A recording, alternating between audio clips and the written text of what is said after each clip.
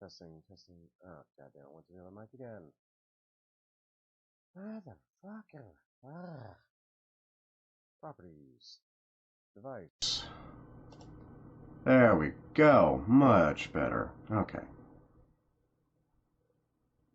Ah, love that compression.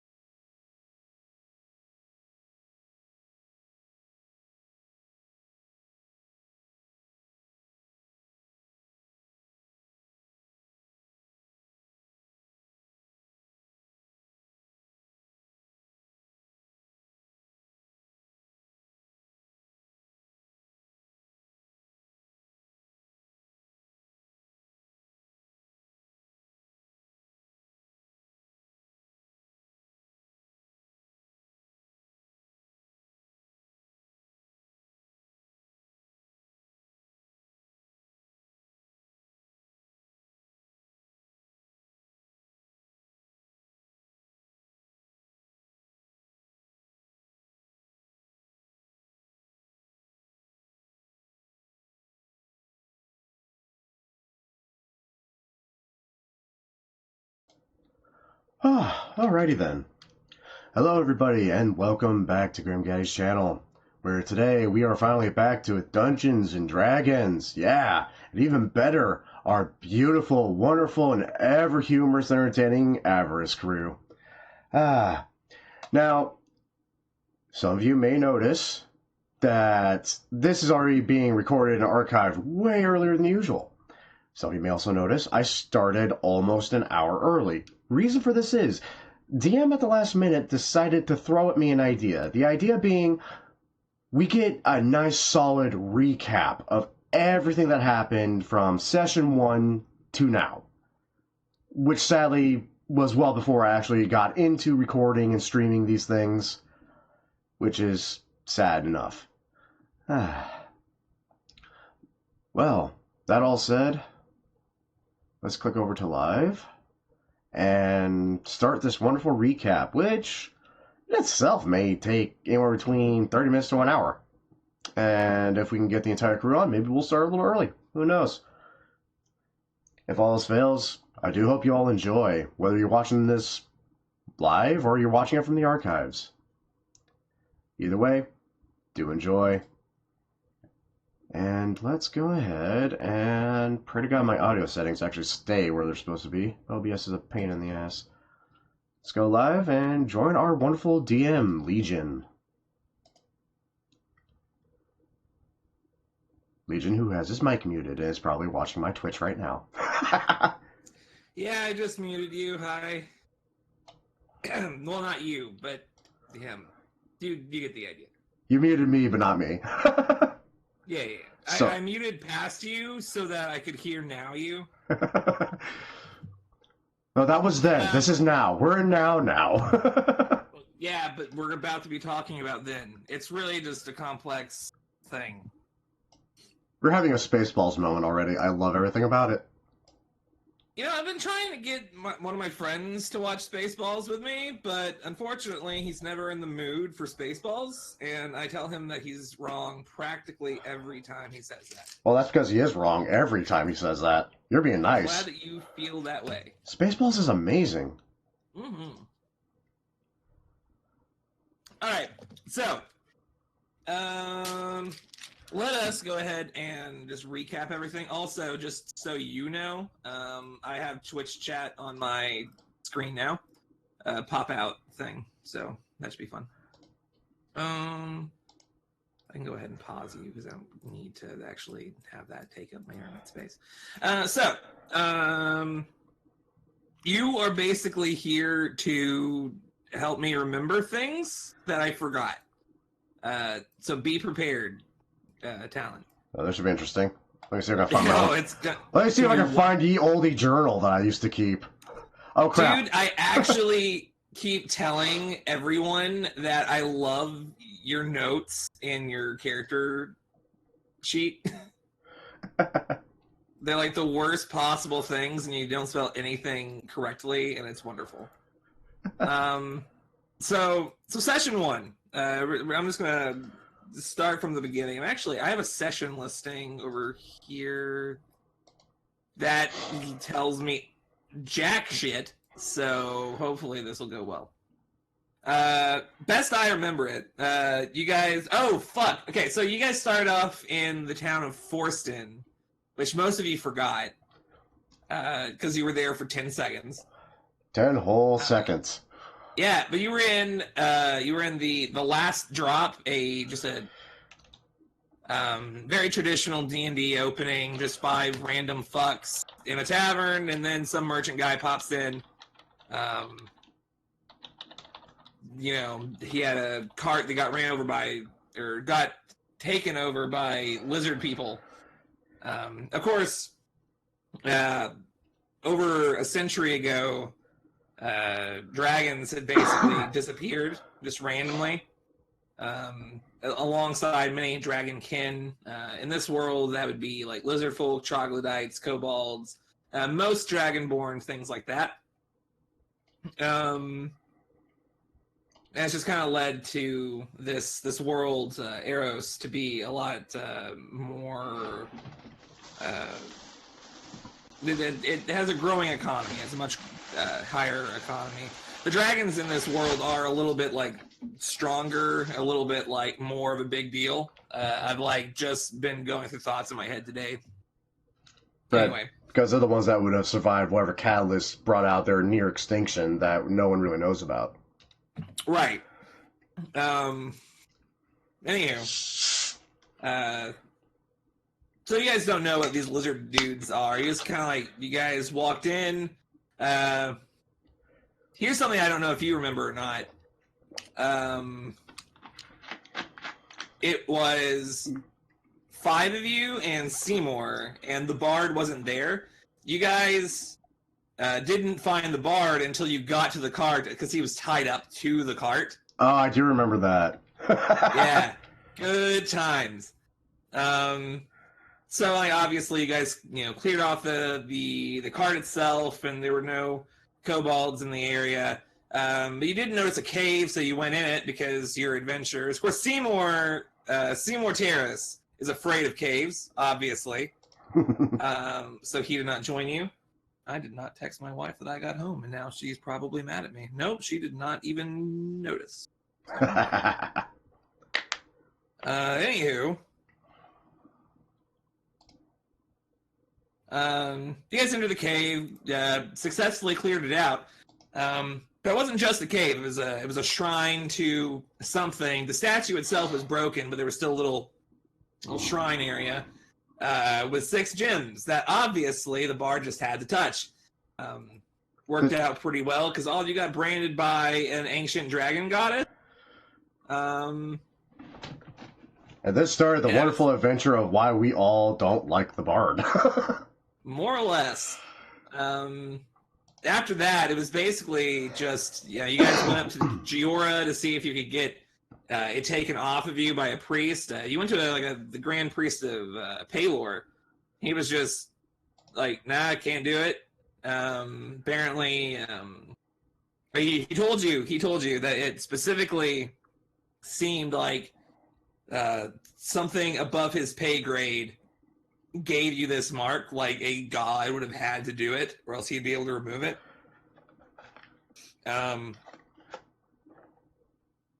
So with that, any idea of getting this resolved easily out the window, you guys immediately decide, okay, well, we need to go to the Dream Keepers and the Truth Seekers just to figure out if they know anything, because they're both magical organizations who deal primarily with gaining and just acquiring general information through different means. Essentially, they are the wonderful world's exposition dumps.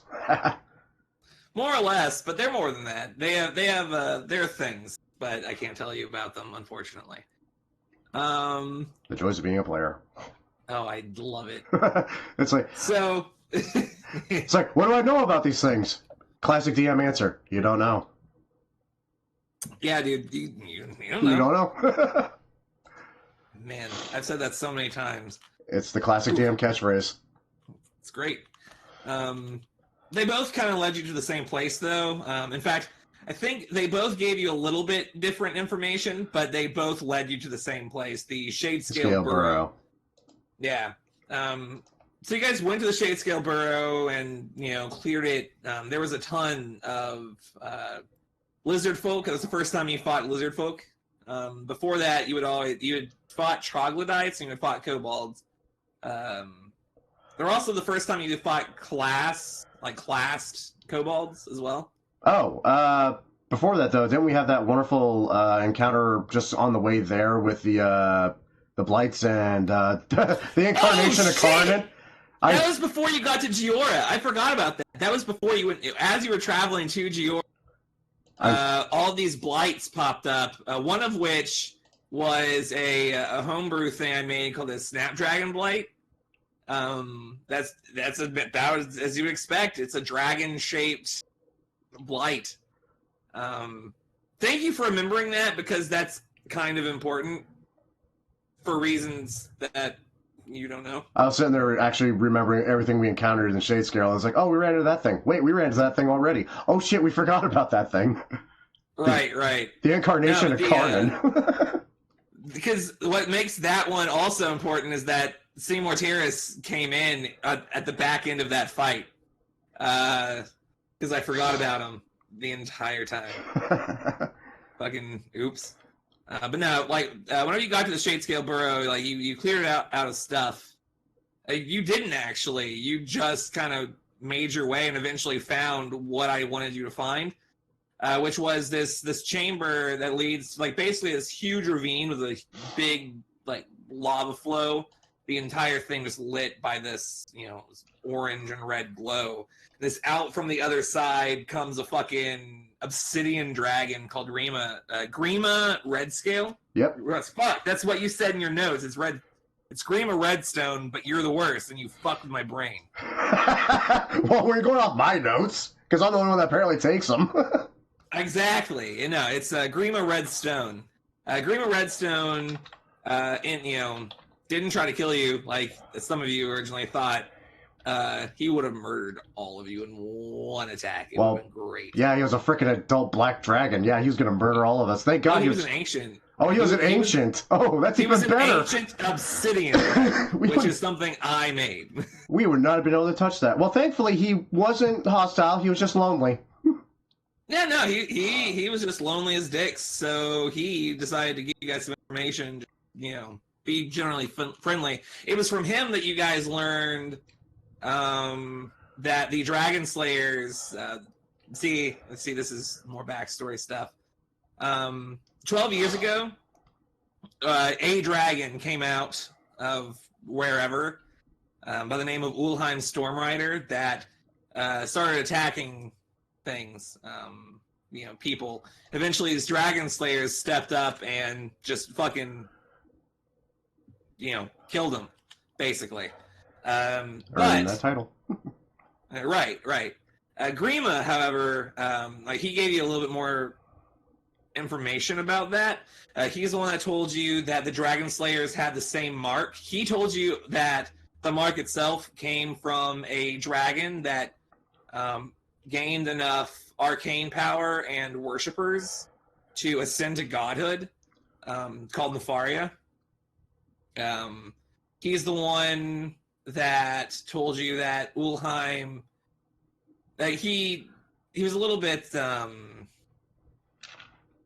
vague about it, but he said that Ulheim betrayed the dragons in some way. Exposition dump, as you said before. Mm-hmm. But you got right the fuck out of there, like almost immediately after finding the dragon. And instead of resting in Giora like I had previously thought that you would, you guys decided. Oh no, because he pointed you in the direction of the Grand Cathedral of Nefaria. All he knew is that it was up north, but he didn't know where. But he said that the Dragon Slayers came by here 12 years ago to find out about this mark and figure out where to go next. And they said something about going to some town called Blackhaven. Knowing where Blackhaven was, you guys decided to go there after you left. In order to get there, however, you needed to traverse the Cloud Peak Mountains. You could have gone around, but instead you just chose to climb it. And along the way, you hit the Cloud Peak Monasteries, where Scratches, our monk, trained under the Dragon Slayer Shan Lao, the Grand Master. Sham Wow. Yeah, Sham Wow. That was a good one. So basically, whenever you guys got up there, it was being attacked by fucking demons. A lot of them. Demons, devils, just fiends. Really. Dire parrots. No, they were half-fiend bloodhawk. To me, they were dire parrots.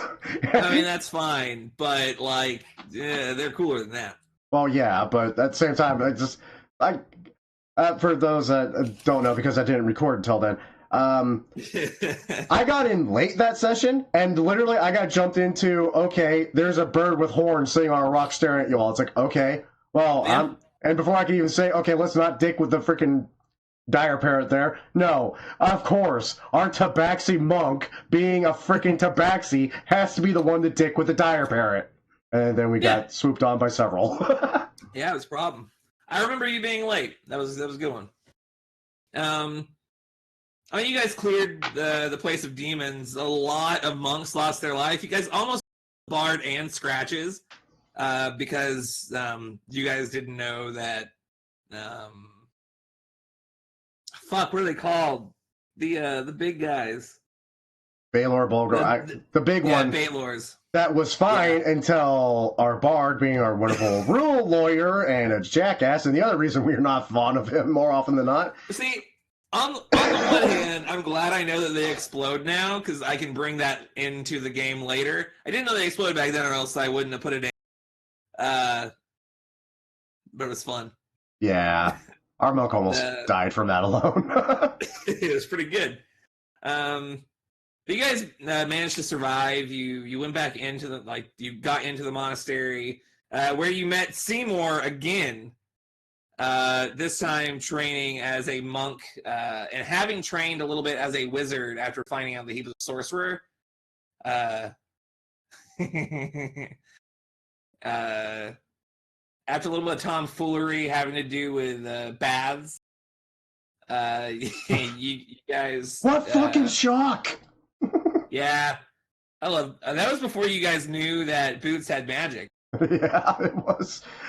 And no one questioned that barrels will just randomly pop up on the battlefield. Yeah, right? I mean, getting roll high enough to figure it out. But no, I mean, you pretty much just slept that night because you fucking needed it. Unfortunately, the next night was a little bit worse because the entire invading force of the fiends just were right outside the walls, as opposed to just like a little scouting party that the Baylor led. And whenever your scouting parties have Baylors in them, it's a little bit of a thing. Some of the fiendish army around the Grandmaster decided to have you guys go underneath into the caverns of the monastery to see if you could try to destroy the thing that was keeping them all here, like the thing that was summoning more, which you eventually did. However, along the way, like there was a shadow demon fight. That was a fun one. Oh, that was annoying. It was great. I loved it. Like just knowing where he was and you guys not knowing where he was, it made me feel real happy. DMs always enjoy dicking with their players in any way they can. Yeah, Shadow demons are definitely a good way to dick with your players. Yeah. Not long after the Shadow Demon fight, however, you guys did run into a fiend by the name of Morocitus, who offered you a deal. He lets you... he offered you some sort of power in exchange for you just leaving and just letting them take the monastery. Obviously, you guys backed down from the offer. Morocitus having it's been discovered that he was being he was basically an illusion. Moreover, he was still casting spells while that illusion was going on. So yeah, I mean, Morocitus is a whole thing that you guys had to deal with for a little bit. He just kind of left, and you guys walked through, found the gate demon, killed it. The killing blow was dealt by a naked Kuridesh. A naked Kuridesh, yes, our wonderful half-orc barbarian. Great moment. I mean, the more Nathan gets naked, the stronger he gets. More or less. I mean, he hit a fucking gate demon to death, so that's pretty sweet. After that, you guys took a day to rest, and then you just headed north again. A few little side things happened. You guys went to Rabanast's tomb. I didn't know that at the time. It was just a thunderstorm that kind of made you seek shelter. Unfortunately, the shelter was populated by that wanted to kill you. Yeah, bloody drow. Fortunately, you guys ended up kind of brokering a deal with the leader of the drow that you would help him find the treasure, which you did, and it was a sarcophagus that was opened and teleported you all into some other place, just this other like pocket dimension kind of deal. Another moment where I really wish I was recording them because, oh my god, the shit that went on there. Are you worthy? Bart steps up. I am worthy. Poof. Bar's gone. You turned to dust. For a brief moment, we are all happy. The drow immediately attacked after the arrows just like went through Ravenast and just they all vaporized as well. Eventually, like it came down to Merrick being declared worthy, where he got the Packed Blood Shield that I gave him, the homebrew magic item. You guys open up the sarcophagus again. The reason being, because you're idiots.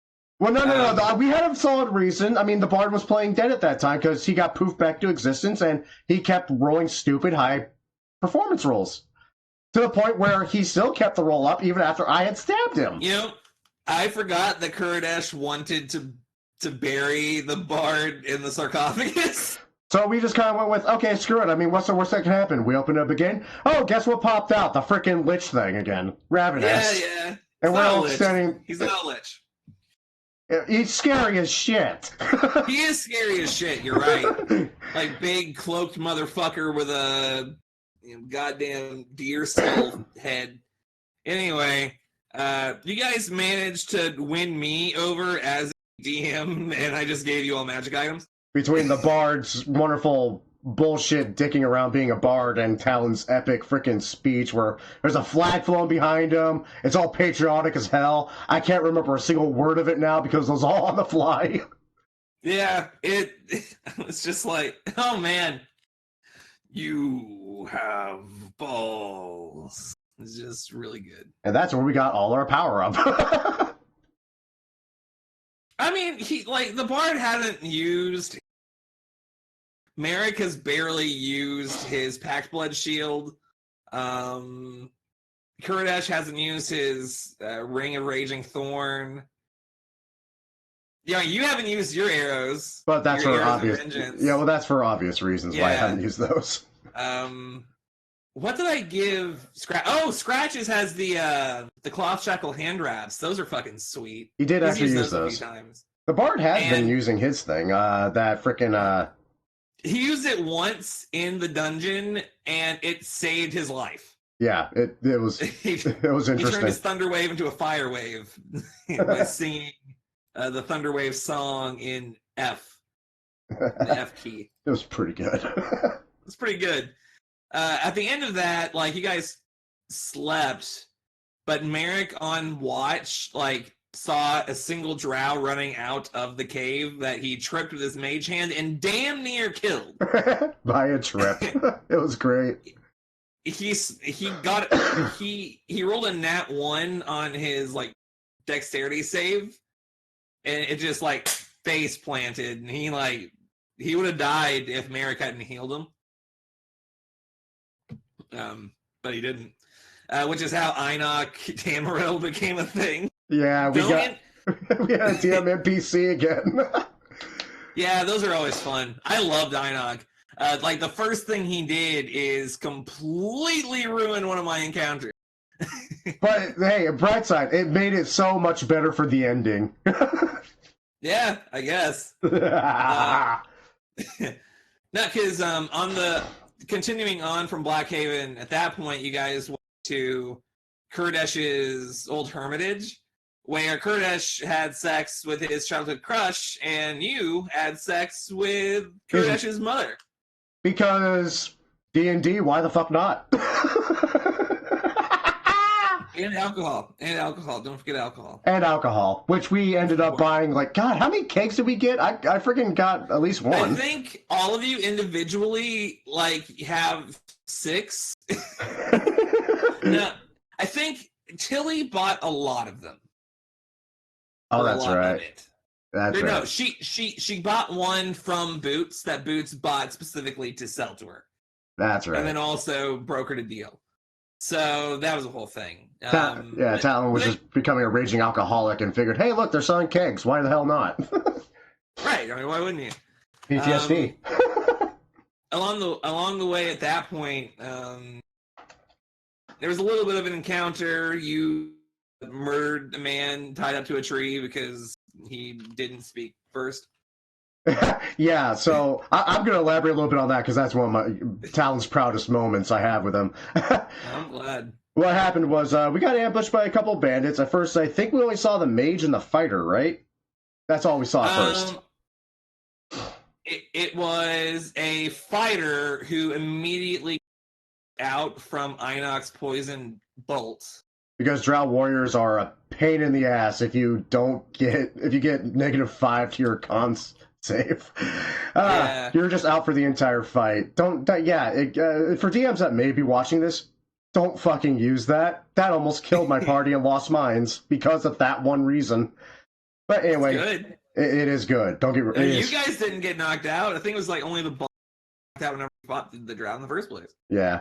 But anyway, yeah, it was just those two. Turned out there was a whole entire ambush. And of course, us being mighty adventurers, I think level 5 at that time. You were level 5. Level 5. Yeah, a wonderful adventuring party of level 5s, and we only see the two guys deciding to be highwaymen. Well, of course, we bust out laughing. Like, the fighter was level 3, the wizard was level 2, the barbarian was level 1, and there was a level 2 rogue. Oh, fuck that. And wasn't. It was the level 1 rogue that fucked with us. Oh, you're right, it was a level 1 rogue. Oh, God. Okay. I didn't want to make him too strong. Oh, God, yeah, okay. And needless to say, obviously, what we saw wasn't all that was there. We actually got a full-on ambush on us. We got dicked around by a level 1 rogue who stealthed so well, neither the ranger or the rogue of the party could find his ass. You were right next to him practically the entire time. Yeah, it was so good. We got outclassed by a level 1 in the shit we're supposed to be good at. It was embarrassing as hell. I love it. Needless to say, not wipe them all out. Took the mage alive, and the reason we took the mage alive was because he did something he shouldn't have. He mentioned a very, very strong name that ringed very well with Talon, who immediately called to the party, I want that one alive. I have questions. And that name is Seymour. Oh, God damn, who jumped in? Oh, God. What's up, Eric? What's up? Glad you could join the recap and help us remember stuff. Yeah. Anywho, yeah. It tied to reminds me. Yeah. Sorry. Yeah, that's all right. Grabbed him, the mage, grabbed the fighter, tied him to a tree, at which point we have one of Talon's darkest moments, where he slapped the fighter awake, rapier in one hand crossbow in the other, pointing the tip at both of them and says, okay, whoever speaks first gets to live. Whoever doesn't speak first dies. I want to know where that orc is. The mage spoke up first. So Talon, as the fighter is protesting, immediately killed him with 2 rapier slashes to the lungs and a crossbow bolt to the face. And it took all 3 to do it. Because he had full health because he just got knocked out by drow poison. Yeah. That said, kind of hard to fight back when you're tied to a tree. I forgot about a lot of the stuff that happened in Giora as well. Merrick found 2 soldiers that were underneath him in his order. Oh, right. Who had told him about find the people who destroyed his entire order. And he was in Blackhaven. We had Boots met the Owlfather for the first time. Like he was stealing some health potions, and the Owlfather just pops out of nowhere and is just like, "Hey, dude, hear you steal things? Here, be my contact." You are a great interest to me.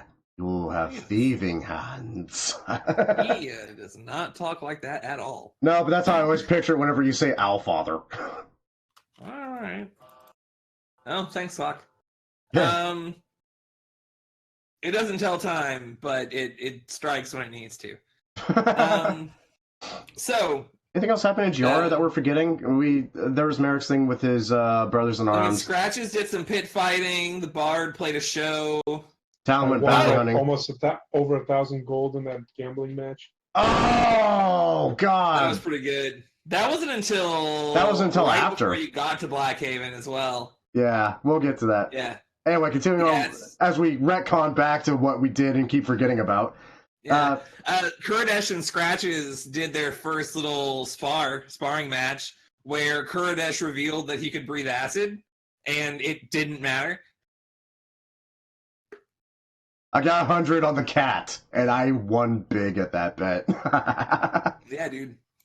But only because he didn't use his relentless, whatever the fuck it is, half-orc bullshit.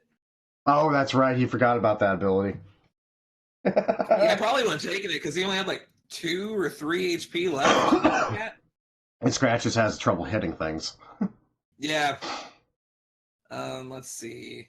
Anyway. There was the nameless tavern along the cave. That was a little fun. Mostly just a lot of gambling that Merrick won so much money off of. As we're all literally cheating, trying to win this noble's purse, Merrick literally just wins. It was mostly Boots cheating. It was mostly Boots cheating. We're all trying to help in our own little ways, in the ways we could. Merrick, of course, just wins by a royal flush. Fucking A. Natural 20 on his luck check, man. It's pretty good. It was insane. Yeah, why not? I have new gambling rules too, so those are going to be fun. Oh, God. I have a whole spreadsheet. Ask Nathan about it. Oh, God. After that, you guys made your way to Blackhaven. As you entered Blackhaven, Boots got approached by the Owlfather, looking to have Boots and the team help steal the first dream from the Dreamkeepers for unknown reason. Oh, that's the heist. Oh, God. Yeah, dude. You guys. Oh, God.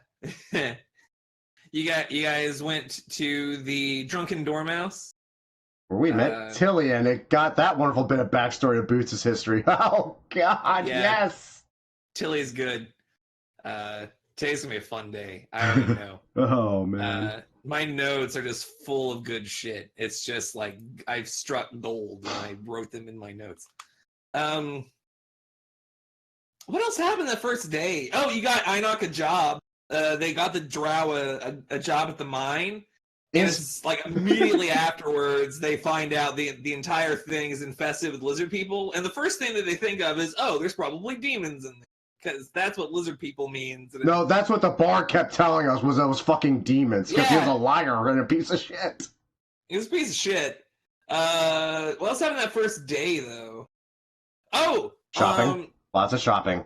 Lots of shopping. I did forget that along the way to the monastery, Scratches kept having weird dreams. Oh, right, that's his thing. Yeah. With they were about, like the monastery being like destroyed and all that shit. But that first night in Blackhaven, he got approached by the Dragon Slayer, Grand Warden of the Dreamkeepers, Shay Maris. She's just like, hey, you want to be a Dreamkeeper? All right. When a hot elf lady approaches you, asks if you want to be a Dreamkeeper, you say yes. Apparently not if you're a cat. Well, that's because he's a fucking cat. Oh, it's all right, fine. Jeez. Let's see. He did have her cast a spell on him to make his dreams a lot more that night. And his dreams were fucking intense. Like, he had so many of just these really prophetic dreams, and they're really cool to blow my load on. She also told you guys to meet the next day to discuss the location of the Green Cathedral. That second day, you immediately go and clear the Coldwind mine. where you actually they had dug into this ancient ruin, and it was populated by undead kobolds mostly. Oh yeah, that was a fun time. Yeah, dude, like you guys cleared the thing of undead lithos, undead kobolds. Kurdish got turned to stone for a minute. That was hilarious, and we're all just trying to. I hated the fact that this is the one solid time I metagamed. As I'm sitting there, it's like, wait, I know petrification is really bad. Okay, I have to look. Oh shit, there's only one cure, and we are fucked. I also debate about potentially knocking him over because reasons. Of course, Merrick at that time was nowhere to be found. He was on the other side of the world doing the actual important shit. Because he found a big wall engraved with like these pictures depicting a powerful wizard making a deal with a even more powerful dragon to like seal away this giant monster that they buried beneath the earth. Bad juju. And upon further investigation, they realized that the wall was not a wall, but an openable door.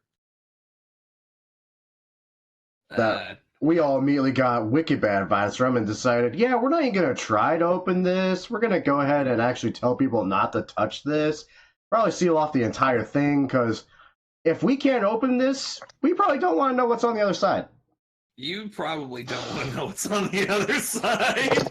That fills me with such confidence. Thank you so much, Legion. Oh, dude, it's going to be great. You know you're getting in there, right? I know eventually we're going to be getting in there, yes. Yeah. Later that night, Kurdish got everyone presents. And guess who's in the chat? Nathan, speak up, you bastard. As he said, yep, there he is. Fun fact, Nathan was kind enough to go and buy himself a new microphone, so it's not constant ear cancer on not just our wonderful party, but also to the viewers. I'm here. What's up? You need to talk to me. I legit have to turn him up. It's insane. Talk to me, man. Yeah, so how y'all doing today? Oh my god, I have to turn you up. Right? I got him over past 100 already. I was at 133 for me. I'm also in a slightly different location, so hopefully that goes a tiny bit better. It's a little echoey, but it's fine. I mean, yeah, I think you're just boned on that just from the mic. It's designed to pick up ambient sound, so it's going to bounce everywhere. That was in the basement. Yeah, well, that said, it's also still a lot better than your other one, man. Anyway, back to the tale. Kurdish bought everyone a present. Yeah, I did. Yeah, I did. He did. Shall we go through the list and the reactions? I would love to go through the list, please. Oh, lordy. Let's see. He gave... I can pull it up. He gave Scratches the monk a two-handed, to be more specific, a Zweihander. Just the biggest the two-handedest. It's one of the largest swords ever made. And it was used by the Swiss Guard in the 14th century for a very brief amount of time. Something like that. Yeah. It's basically a pole arm. It's so fucking huge. I mean, it is a German name, so. Basically meaning two-handed. That's literally what it translates to. The two-hander. Mm-hmm. For our resident edgelord, evil paladin, I got him a helm of encouragement. That basically what this helmet does is provides no increase for AC bonus, no sort of deflection properties. All it does is throughout combat and just life in general, just gives you words of encouragement like, "Hey, boss, that was a great swing you did right there." It's good. It's hilarious. It's a hilarious thing because Merrick is the only one that got a gift he actually liked. It just gets worse. That's not true. How is that not true? We'll talk about this later. Oh, right, the bard. Boot Boots got a pair of boots, even though he's a halfling and doesn't wear More them. boots. Yeah, that one's just straight, simple, stupid. He bought himself a new horse. A new horse, and he named it after. He named it Railier. He named it after the bard Relish. The bard's name is Relier, but none of us actually say it. But I named the bard Relier. Essentially, it's spelled the same, but yeah. Yeah. He did get the bard like a super cool fucking lyre though. Yeah. Wasn't it? Like super cool lyre? Yeah, it was like a beautiful lyre. It was probably one of the most expensive gifts. It was actually ridiculously expensive. I'm not I surprised. spent a lot of gold that session. I earned a lot of gold too. Well, you sold all your shit, and then I made you spend all of it. You also sold my studded leather armor, you prick. Kurdish doesn't remember this. Yeah. I had so many plans for that too, you son of a whore. Yeah, we can get you more. I know. And the best gift of all. Oh god. This was Legion's idea. Greatest gift of all is Kurdish wanted to he knows that Talon's got some he has a sad backstory. He knew that there was a better time in Talon's life, so he wanted to get Talon a bit of a callback to the better times in his life. So of course he got Talon a little girl's doll. For those that don't know Talon's backstory, it has been revealed, thankfully enough to this point I can say it. Talon, before the adventurer crap started happening, had a wonderful life with a wife and kid. Sadly, that ended the day they were brutally murdered, that I went into way too much detail going through. And, yeah, he's been hunting the fuckers that did it ever since. So, Kurdish, being the kind soul he is, got Talon a trigger, basically. One that hit so bad and so hard, Talon literally, I love being in Talon's headspace at that moment because I was going through his inventory and literally plotting on how to kill you with everything in my inventory. I was actually going to ram the doll down your throat and choke you with it. Oh, what a twist that would have been. Now, there's going to be some fun development with that later, eventually. But for that moment, Talon, realizing he's still amongst people he kind of considered friends, decided to do the thing which was best. He thanked Kurdish in very few words, walked into the tavern, slammed some gold down, and said, I don't want to be sober, I don't want to be conscious, I need to be blackout drunk right the fuck now. And this literally happened after Talon was getting over his alcoholism, just getting over his PTSD, was coming out of his shell, and reverted right back into the angry son of a bitch he is. I'd like to mention, though, that I helped with a lot of that process, so you're welcome. You also literally unraveled every bit of that process with one act. It's a net zero. You give some, you lose some. It's actually ridiculous how quiet you are. Right? The worst part is, Kurt, this is going to be fun to admit now. I legitimately flipped a coin to see if Talon was going to try to kill you. Oh, I would have fucked you up, though. You have no idea. I breathes acid. I also have an arrow that is specifically made for half-orcs. It's actually specifically meant for a very particular one. Okay, so it is that specific? It is that specific. Okay, because I was very tempted to freaking use that if I had flipped heads. Even more so, it has, like, well, you know, one of the dudes killed your daughter, one of your dudes killed your wife, and it has the names of those people. Elaine. I would keep that in mind.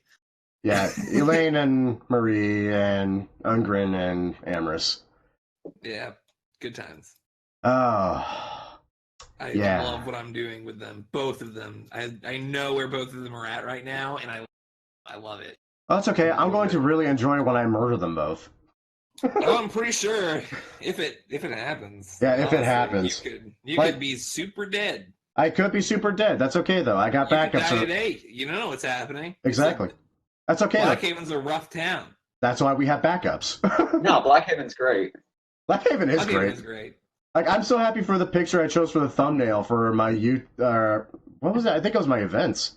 Like, it's literally how I picture Blackhaven, just from the descriptions you give. I have a lot of Ravnica stuff. Yeah, kinda. I can put some more up. How you doing, Like, Mark? there's a very particular land that I think of. It's this one, yeah. And this one. They're both plains, strangely enough. Where you Where is posted? this posted? Yeah, I'm a Magic the Gathering nerd. Okay, where's this posted? I'm working on getting it. Mm. Here. It's posted in Tomfoolery. It's posted in Tomfoolery. God damn it, Bard. There we go. Oh, wow. Okay, That's cleaner. That's actually like spot on for what I picked, only it's at night. I thought it'd be. This is too clean. No, this really speaks to me on many levels. I love it. Yeah, dude. It's really good. Here is another one. Damn it. Nope, it worked. All right, here. Copy. There's this one as well. Ooh. What I love about this mic too, right now I'm sipping on some tea. You can't fucking hear it. It's great. Oh man. Because the mic's not attached to my goddamn head. I'm gonna try something here. How does it feel to not have a mic attached to your goddamn head? I mean, technically it's actually still attached to me. It's just disconnected. Okay. You're disconnected. So it looks like I have two mics right now. You So look like you have two mics right now. Jesus Christ, you two. Okay. I just did something I usually don't do. I actually decided to immediately throw a layer on my OBS so I can actually show the viewers what you posted. why would you ever do that? Because Why would you not ever do because that? this is great stuff. I love it, and it gives a really nice visual feel for it. Ah. Plus, they can see the fucking dice simulators and such. And the reason why I constantly had the music turned off because YouTube likes copyright claims. It does. Fucking YouTube. Twitch doesn't do that, thankfully. Yeah. For now. For now. Oh, that's nice, dark and dreary. Oh, God. Do I actually... Hold on. Since we're doing this, I might still have... Oh, wait. No, there it is. Right there. Perfect. Dude, you have so many windows open. No, most of that is just... I could just, like, send everyone porn and get you banned. You really could. Please don't, though. I kind of like this. But no, that's... That's why you got that 5-second delay. Right? I can just go, oh shit, cancel stream. But no, that's the picture I actually chose for the event thumbnail, and that actually fits really well. I feel like the reason I'm not sending everyone porn is less I banned a guy that sends my DM people porn. Oh god.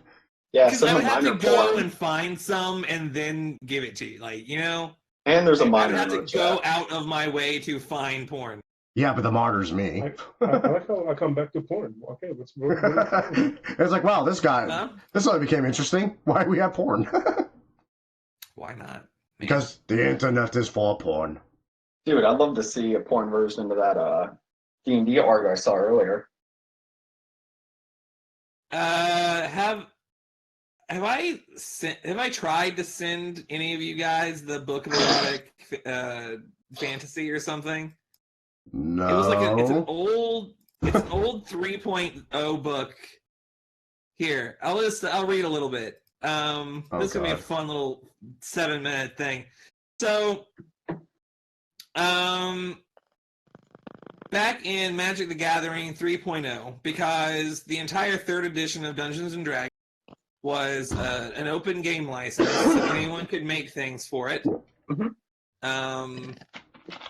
Well, this includes the Book of Erotic Fantasy. I love it already. Written by Gwendolyn F.M. Kestrel and Duncan Scott. Oh, God. They made an entire book of fucking. They made a book of Dungeons and Dragons fucking. And, like, it's so fucking detailed. Like, it goes into detail about how, like, an elf's, Frauding. gestation period. Like, it takes, like, this many months to give birth, and it, like, goes even more. It's just like, but if it's giving birth to half-elf, it's also more difficult or something. And, like all of this other shit. I'm sorry, Discord. I'm sorry. Look in Discord. I am looking in Discord. Oh.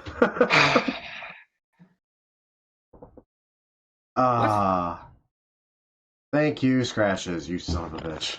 He's not even here. I know, but I think he's... I think he came to the photos. He's not even... He's in the Twitch chat. Yeah, that's the worst part. He doesn't even know we're talking about the Book of Erotic. That's really good. That's really, really sad. Who dis? Jesus Christ. The things we do and the things we go through. Like, it's tough. Like... Mind-blowing, isn't it? Timing, coincidence. Hold on. Are you actually going to ask Sex and the alignments. There's actually a section for sex and alignments.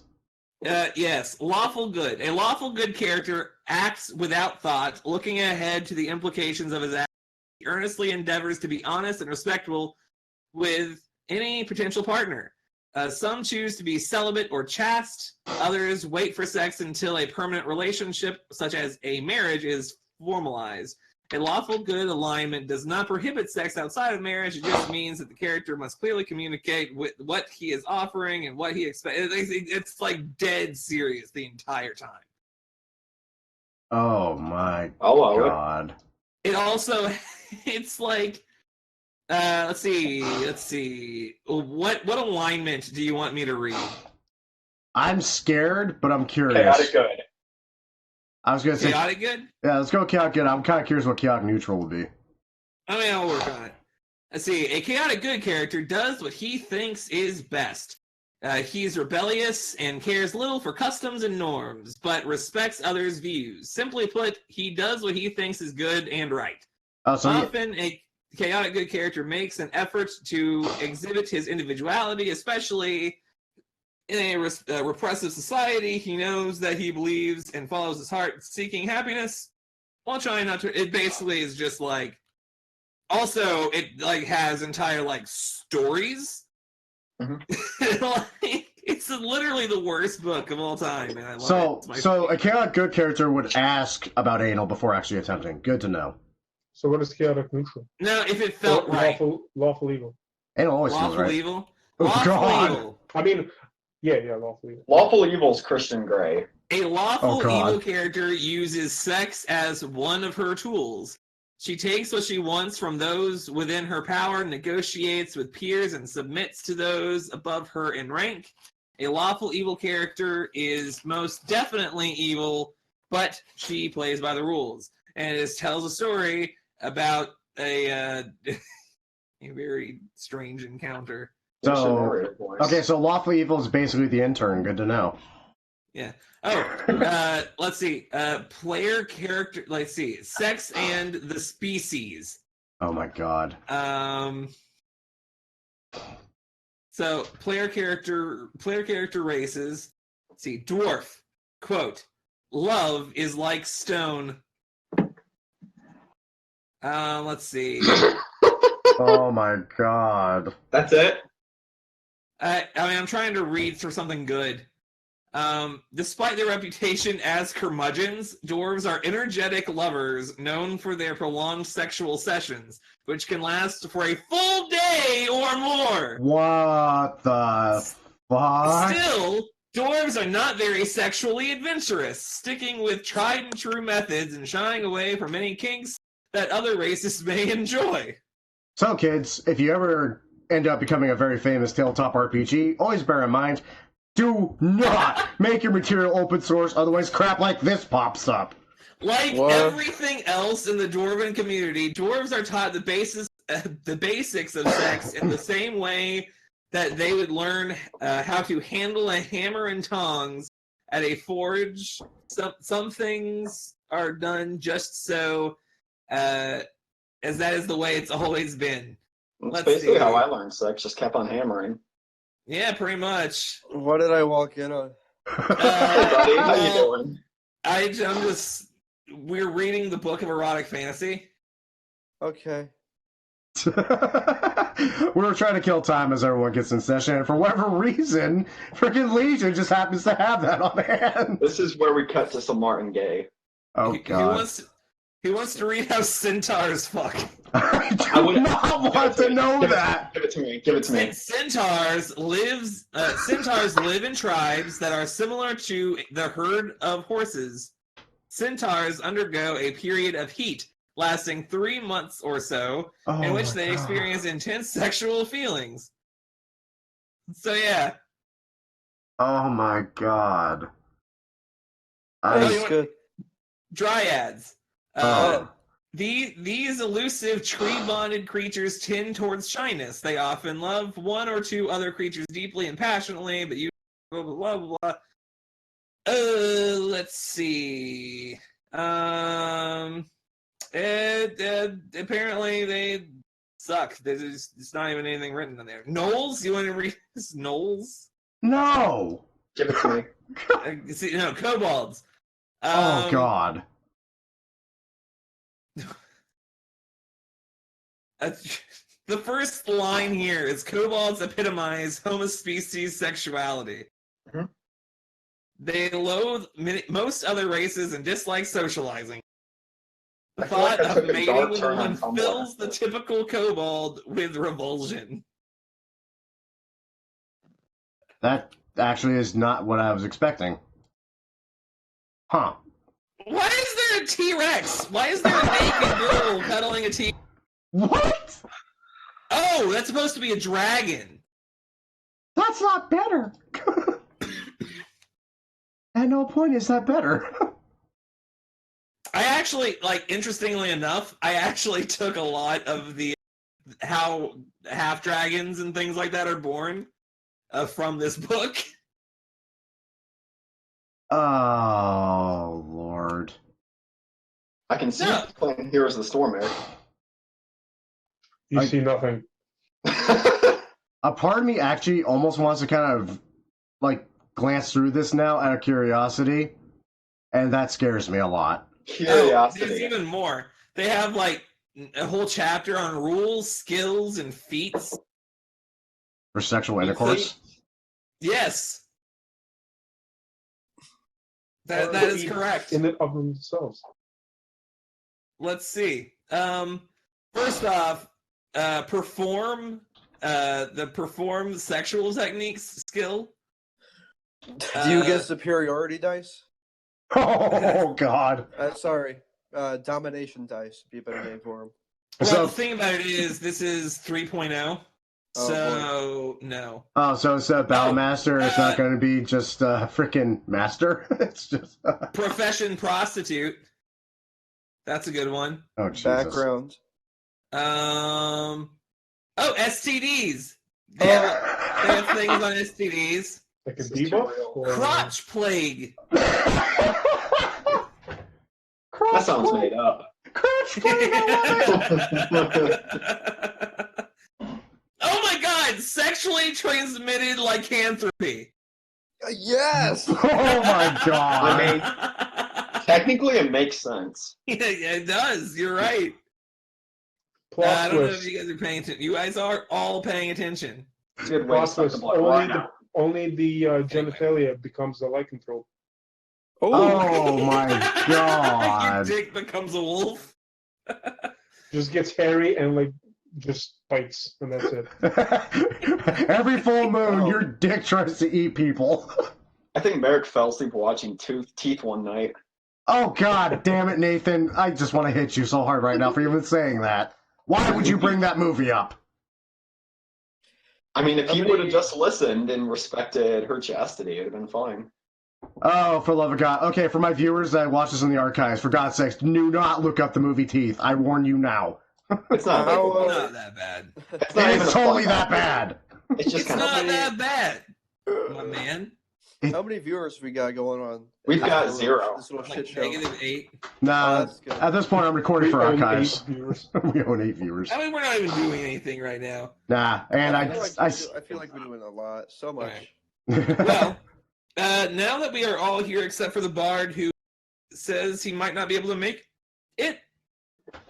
Probably Bard's on a dead to date us. with his new girl. You fucking better be. Like, if he doesn't get laid, I'm gonna be mad. That's not true. I don't want to keep talking about that. I'm gonna stop at that. We did just get done reading enough about erotic fantasy. I don't know. Yeah, let's not talk about the if you little boy. Why didn't you read this to him? Like, if he had heard this today, he would be full of new advice. Oh, dude, like How to avoid love crotch is play. like stone. Is the best advice of all time. How to teach him about frauding? No.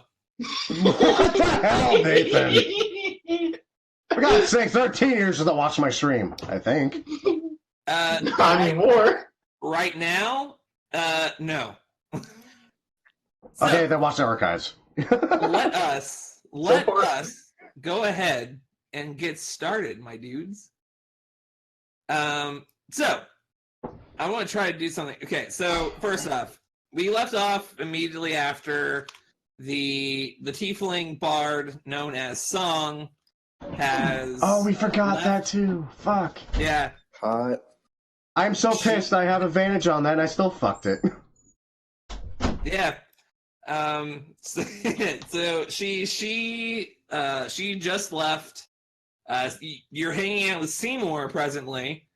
The effects of the song she was playing seem to have worn off. You don't get to feel that we're super into her when she was playing, by the way. But yeah, that's pretty much where you guys are right now. You're at the Drunken Dormouse, just enjoying a few drinks. I mean, I don't know if you guys want to just start up with the next morning, or if you guys have anything to do like real late at night. Now that you guys Yeah, are I'm just still not here. I'm about to say, at this point, I think Talon's still passed out on the floor. Gotcha. All I right. didn't make it back because I ran away from Merrick after he tried to attack me. Well, Right. what do you I didn't think? try. I did, You did. But you didn't hit. but I still attempted. Well, that's what you get for throwing the angry tiefling into a brothel that he didn't want to go to. And then trying to It's get a only male attempted prostitute to fucking... He's never shown A interest in women. headless male prostitute. He never showed interest in women. Kuradesh figured he had a lot of sexual frustration built up, and clearly he was interested in men, so he was just trying to do you a solid. Maybe I'm just interested in shadow dragons. Who knows? Maybe he is just interested in shadow dragons. I No mean, harm, no foul. if he truly is that sexually frustrated, I go back to he could do what Talon did. And fuck Kuradish's mom. That's true. He How could. dare you? Now, Can't bust my balls She's a for out of good character. woman. so, She is. Are we picking up the next morning or the rest of tonight? I mean, Boots is probably going to spend the evening messing with that new magic lock that he picked up. Gotcha. That's reasonable. That's it. Yeah, I'm pretty sure none of us really have anything to do in the night. All right. Cool. Just wanted to make sure, just in case. Are you making Strix an owl again, or are you keeping him? Who? No, Strix is currently in the Sanctatorium or whatever that thing was called. He's still in the Somnatorium? Yeah, dude, I left him there. Oh Good. my god! Oh shit! You're gonna see so much shit. Dude, Yeah, that's exciting. All right. yeah. So if you guys are just going to be picking up the next day, hey Scratches, guess what you had last night? Oh god. Kuradesh's mom. What? As you Oh, close your that's eyes to go to very- sleep in the somewhat drunken stupor that you are pretty much constantly in, you have another dream. So as you shut your eyes, your consciousness immediately goes to a pitch black field. Even in the darkness, you get the feeling that it's more nighttime than it is just darkness. Overhead, you see shifting shadows, like a bird's wingspan, just flying overhead. You see people below. You don't quite get a good look at them, but they are humanoid in shape. You see their tents and their fires slowly getting put out, just trying to leave the immediate area. You see them kind of rushing around and just being generally hectic.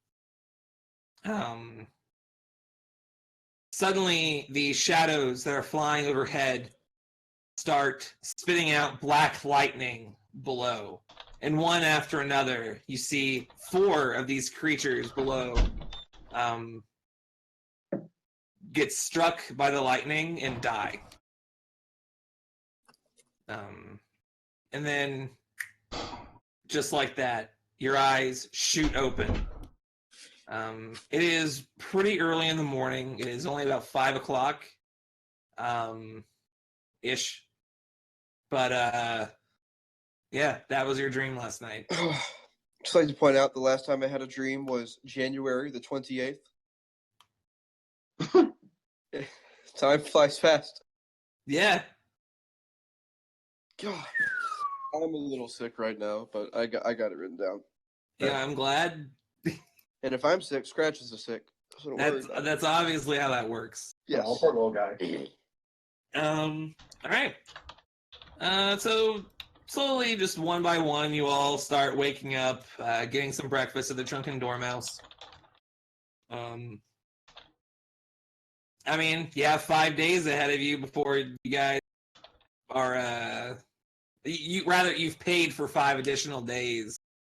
Stay at the Drunken Dormouse. So You're all welcome. it's day number 3. What you guys up to? Well, I would like to go to the blacksmith, but considering the bard isn't here, I'm not sure how that would work. Well, seeing as you don't have any of the stuff on, I think that I think that that's one of the things that we could probably do next time, maybe, or That's fine. Colin slowly kind of rises up and like, oh, fuck my head. Oh, right. Blackhaven, drunk. Tiefling. Weird.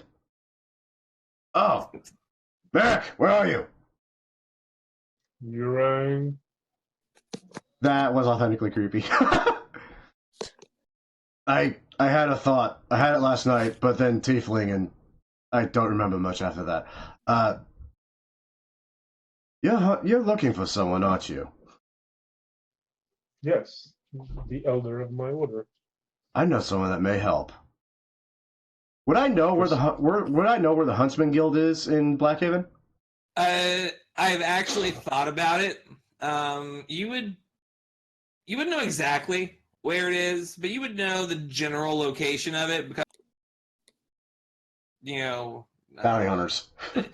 Yeah, I mean, there have been things. Even though you've never really been to Blackhaven, the Georan Huntsman's Guild does send back and forth information and contracts and stuff, and it does have like a basic you need an address, So yeah, I mean, you know the address, and I mean you can just find kind of like directions, and you'd be able to find it easily. Perfect. Mac, you're gonna want to come with me. We're gonna go meet some people that may have some information. Very well. We're on our way to the Huntsman Guild.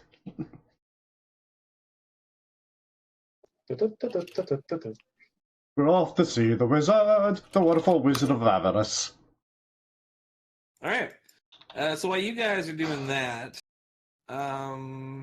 Boots, what are you doing? I'm probably gonna try to avoid Tilly a little bit that morning. Roll a stealth check. Oh, Oh boy. crit fail, crit fail, crit fail. Damn it. 28.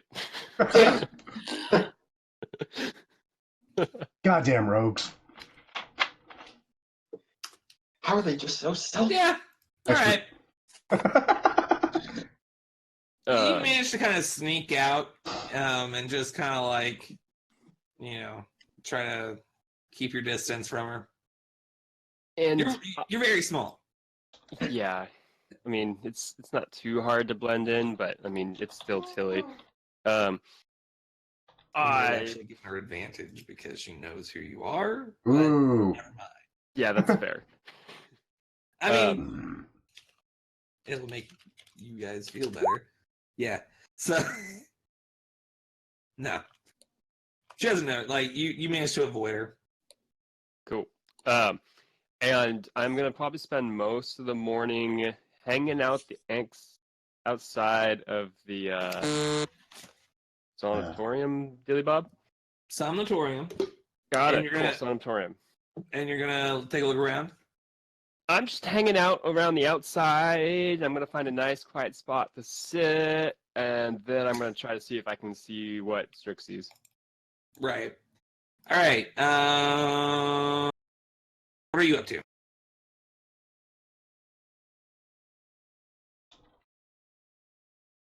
Wait, who? I think you cut out a bit there. Yeah. Me? Oh. So what's Scratches up to?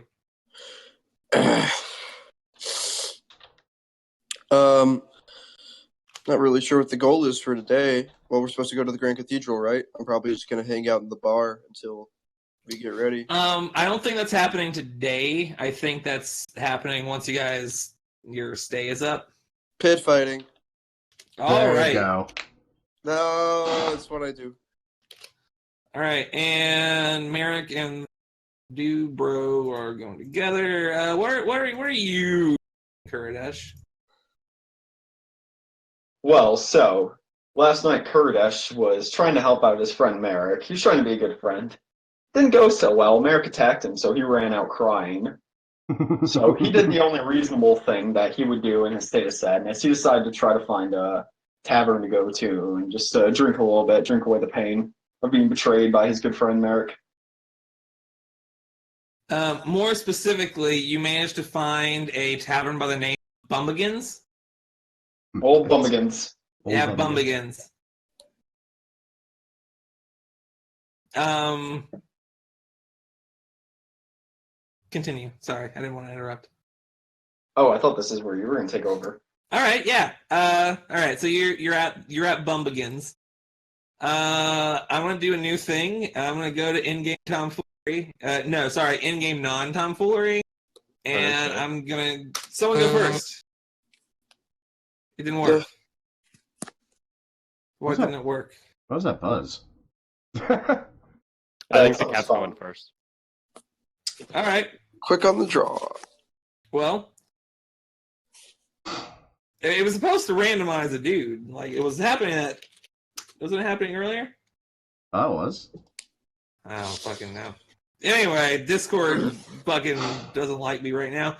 Yeah, we'll go ahead and let the dude bro go first. You bros. Yeah, I have a blurb somewhere. God fucking damn it, dude. I just have so many blurbs. All right, so you managed to go. Are you going to the same pit fighting like arena? I'm not aware of a second one, so yeah. All right, cool. You are level 2 influence. Ooh. All right, so you go to the same like pit fighting kind of arena. There's 4 arenas going on at once. You do see that one of them is empty.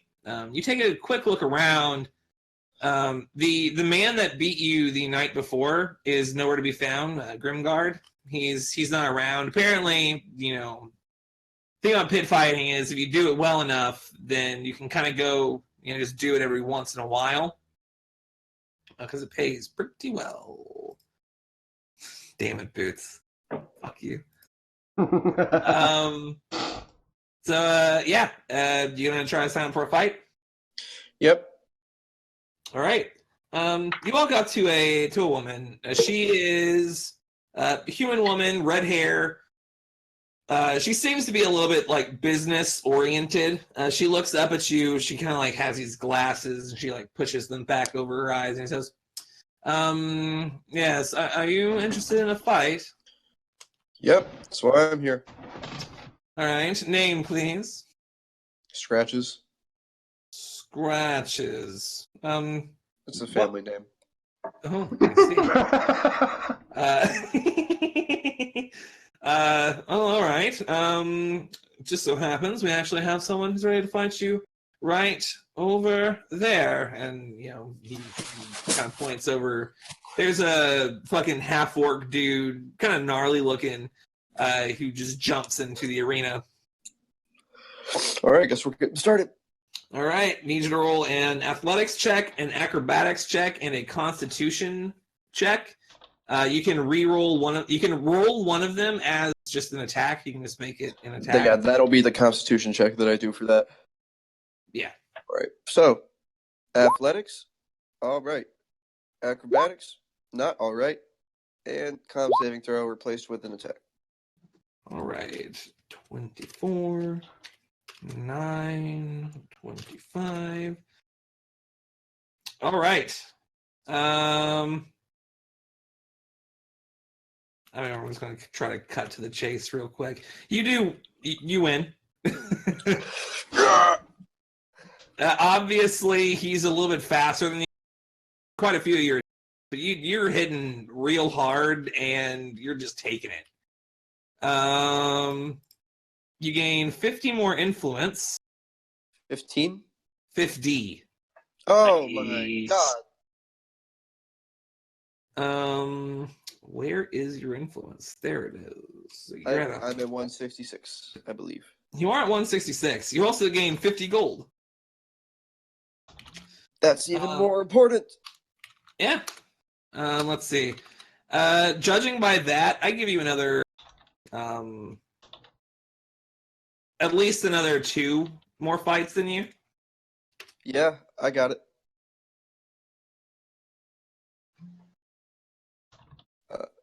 Just let me know when to roll. I mean, you can roll whenever. Oof. Okay.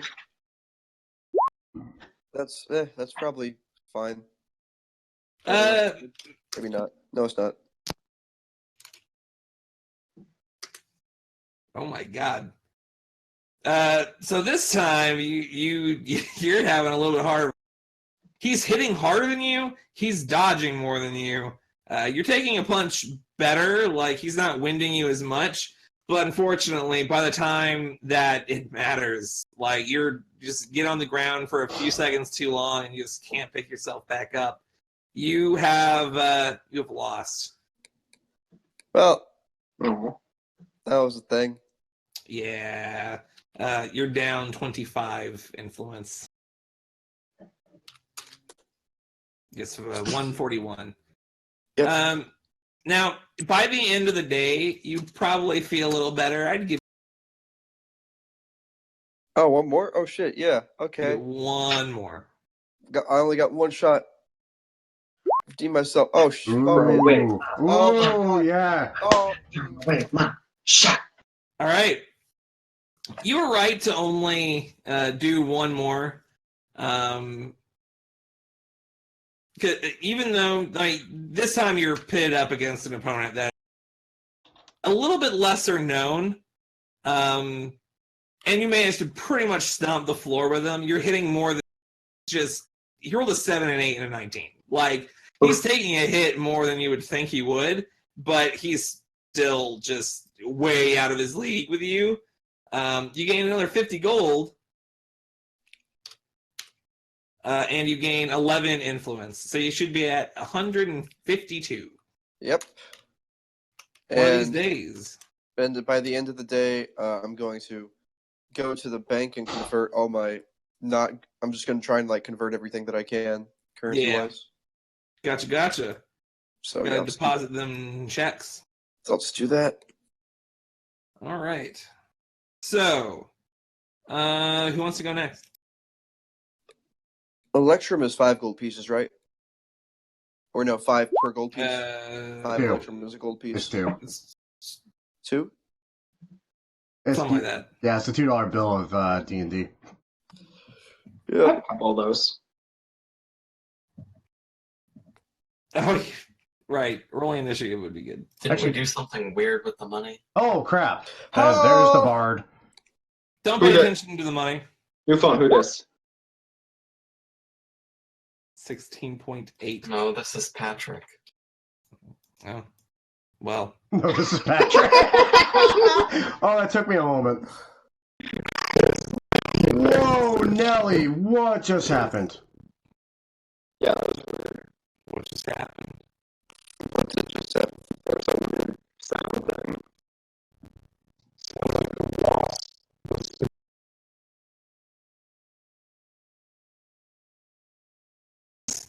Bad touch. Oh, if you're going to What? roll initiative, I would probably roll initiative now in the turn order. I mean, we all know the scratches went first already, but thank you. Just confirming. Hey! Technically speaking, boots, you can re-roll that because it's a... Oh, my dear sweet G. Okay. Oh, man. Okay. For those watching, I am so sorry. I have no idea what the hell's going on with Discord suddenly. Jesus. That was new. I've never had that one before. That was Robots from Hell. Okay, we're gonna try to join the channel again. Oh my god, tell him to leave. And the bard just said, fuck you.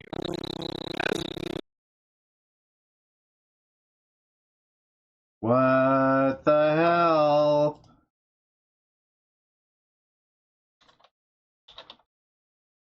And of course, none of them are actually watching the stream, so none of them really know what the hell's going on.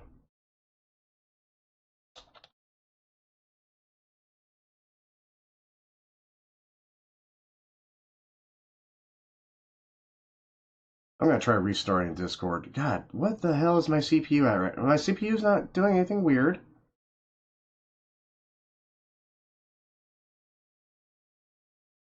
Let's try quitting Discord and restarting and see if that fixes the issue. So, sorry everybody, I legitimately have never had that problem before. I literally don't know what's happening.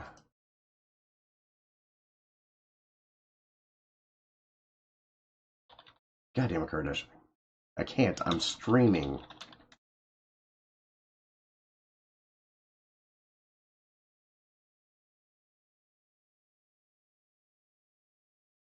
Yeah, that fixed it.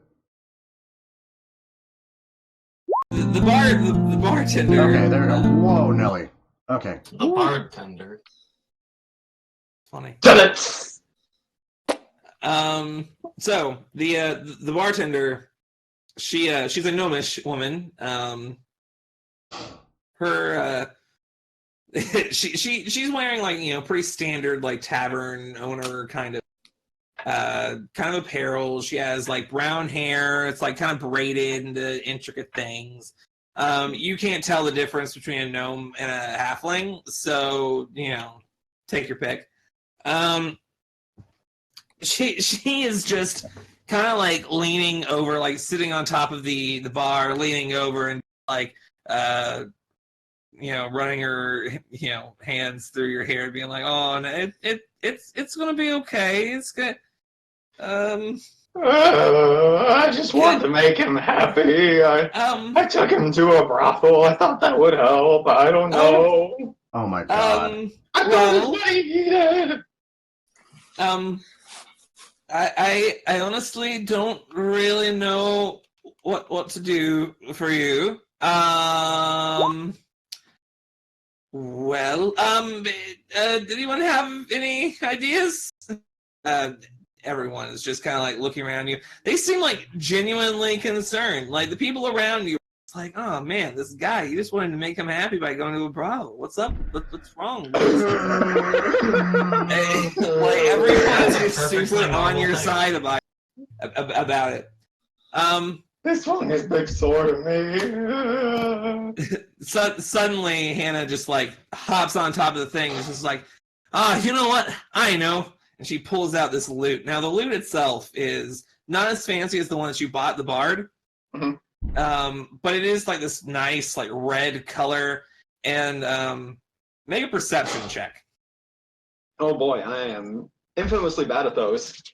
Yes, Oh, yeah. yes, you are. Checks, yes. Rolling dice? Yeah. Rolling dice. You, I mean, it looks nice. It's a nice looking thing. It does have some writing at the very bottom. Quite make it out because all the tears are in your way. Stop crying. She's like starting to play a little happy little tune, trying to cheer you up. Just kind of like standard like tavern thing, just trying to make it feel better. You know, she doesn't really know your name or anything. You just kind of came in bawling your eyes out, and she. It reminds you of your mother. She I'm gonna roll a performance check. God damn it! And by proxy, because it reminds you of your mother, it reminds you of Talon. You know what? She has like probably at least this much charisma. That means you look real low. She 24. plays Oh, God. so badly. Like she's trying really hard to cheer you up, and she's like panicking, and she's just hitting all the wrong notes, and she's Should've just like, called "Oh, hard. fuck." I go through all the trouble of buying this loot, and the one time I pull it out, it doesn't help any. No, it's a loot. They're hard. I have one too. I know they're hard to play. See, I'm no good at it either. He's gonna Make Crit. a performance check, man. Yes, even better. He rolls well on the important stuff. Oh my Well, god. Gonna kill your friend? Don't worry. Gonna play a loot. That's right. Well, Crit should be the new bard. Hey, no. God, no, never. You're actually really good. Seymour, is that you? Tell you what. Tell you what. You go up there and you play, and I'll give you my loot. What? No, I couldn't take your loot. I couldn't. Oh I couldn't do no! that. I'm fucking awful at it. Please, You're not the worst I've heard. that sounded like it was supposed to be a compliment, and I appreciate it. Oh my god, of all the crits. No, seriously, get up on the stage. Go on. Play us a tune. Play us a tune. Are you gonna do it? Do Okay, sure. Make a performance check. Do it. Walk Do up it. the stage, and he's gonna. Do it. He's gonna pull out his loot. He's Do gonna it. start fiddling with it. Performance check. Come Oh on. shit! Come on. I'm new to this. That's why you're not the I've bard. never played before. There we go. There's the checkout something for. Back just to normal. tears- Everything's okay. Tears streaming down your eyes. You playing a little tune for everyone. They're all looking at you, and they're just like they're clapping along and just like stomping their. They're just like it's really. I'm going to make a group deception check. I mean, to be fair, you played better than the bartender. I thought Because you were of, going to say the bard, and I was about to cry. because of peer There pressure. you go. The bard's great. Oh my god, you feel fantastic, and they're all liars. Dude, like everyone is just so into this song. Like you think you could probably do this for a living if you felt like it. Like you don't know what the bard is doing that this isn't happening every single time he plays. You must be better than him, obviously. This is great. This means so much to me. That all you love it. I'd like to thank my mom. She's not here right now, but she always loved me playing the lute. It reminded me of my dad. He wasn't around, but you know. It just gets Well- worse. Well, tell you what. Have this loot and play it for me, okay? Okay. All right. She hands you this big red loot, and you get a better look at it than you did before. On the very bottom, just kind of painted on with this white and black paint. It says Malcolm's Music Emporium.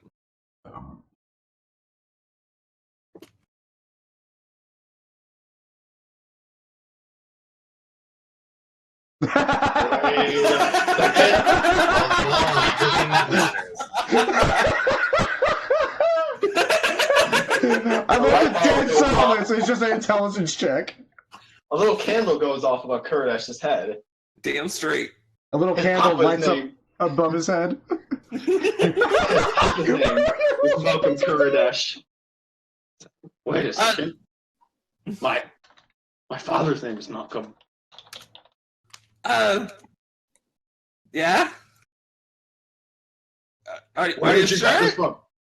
Where did you get this from? I got it from Malcolm's Music Emporium. Where is that? It's just north. It's on the North which way? Who are you? It's in the Amethyst district. If you just go up. My people need me! And he runs out the door. Okay, bye. Where are you going, dude? He's going to try to go north? And probably end up going make, south. Make an investigation check. Yeah, is the moon even out? He probably doesn't know moon travel. He doesn't know moon travel. What the hell? Why? Why in Blackhaven? Having the most basic instructions and directions was just enough. And you only got half of it. You managed to find this pleasant little place. It's just this small storefront with this sign hanging overhead. It just reads, Malcolm's Music Emporium. Unfortunately, it seems to be closed. I'm fucking kicking the door down. Oh god. Roll a strength check. This is, oh my god. Not a strength save, a strength check. Shit! That's still pretty good. You kick at the door, and it warps a little bit, but it's pretty reinforced. And, like, as you kick it, fuck it. You take a d4 of damage, because... What? You don't kick down people's doors. You take 4 bludgeoning damage to your big toe. Oh, come on. You stubbed your toe on the door. Just... Have you tried you knocking? instinctually fall to the ground. Just like, He's gonna shoulder charge this shit. Oh my god. Right, you can roll again. You gave Curtis a trigger. What do you expect him to do with it? Oh, fuck. Yes, there's that crit fail. He's gonna die. You go shoulder first, but somehow you manage to fucking stumble at the last minute, hitting your head. Taking 1 point of bludgeoning damage to your nose. Oh, I was hoping that was going to knock him unconscious for an hour. Nah, not that bad. That'd be great. Unfortunately, this was not enough to bust open the door, and you're in a pain. Why is everything in pain? He's gonna look around. Is there anyone nearby? There's a few people just kind of... It's really late. There are, like, a few people looking at They're you, all like... staring at you. Just kind of, like, walking past. Like... I would like to... You're not... He's gonna fall asleep in the doorway. Alright, that is much more pleasant to hear. I thought you were going to breathe acid all over the door. Don't Don't give him ideas. I came this close. Yeah. Alright. You you fall asleep right in front of the door. You wake up. You feel this rocking, just back and forth, back and forth. It feels really comforting, actually. As you open up your eyes, you realize that there's an elven man who is shaking you, trying to wake you up. It's like, hey, what are you doing here? You just start crying again. Well, who are you? Doesn't matter to you. Who are you? It does matter to me. Who are you? I'm Kurdish Iron Hammer. Who the hell are you? Kurdish? Uh-oh. It's an odd name to have. Get fucked. Better than me called Stumpy. Stumpy. That is not my name. I will have you know my name, Brimbor. My name is Brimbor. That is extremely offensive. I do not. I come in to open the store to find you. Fucking. No, he's just. I came here to find my father, and instead I found you, Mr. Brimbor. Mr. Brimbor Stumpy Pants, who the hell do you think you are? I have you know that I am manager. Kurdish is away. Where is he? Hey, why should I tell you? I'm gonna rage. Oh God. No, like Oh black God. smoke comes from practically everywhere. These horns come from your head. Just I'm gonna grab him by the lapels of his shirt, have him rammed against the door, and ask him where the hell my father is. Make an intimidation check with advantage. Because you're a scary fucking half-orc dragon face. And make a town guard check. Thank God that's with advantage, because holy crap. Can we talk about 2 crit fails in a row? Still not even good. Oh my God. You know the real kicker is You It was failed? enough. He rolled a natural 1. it wasn't enough.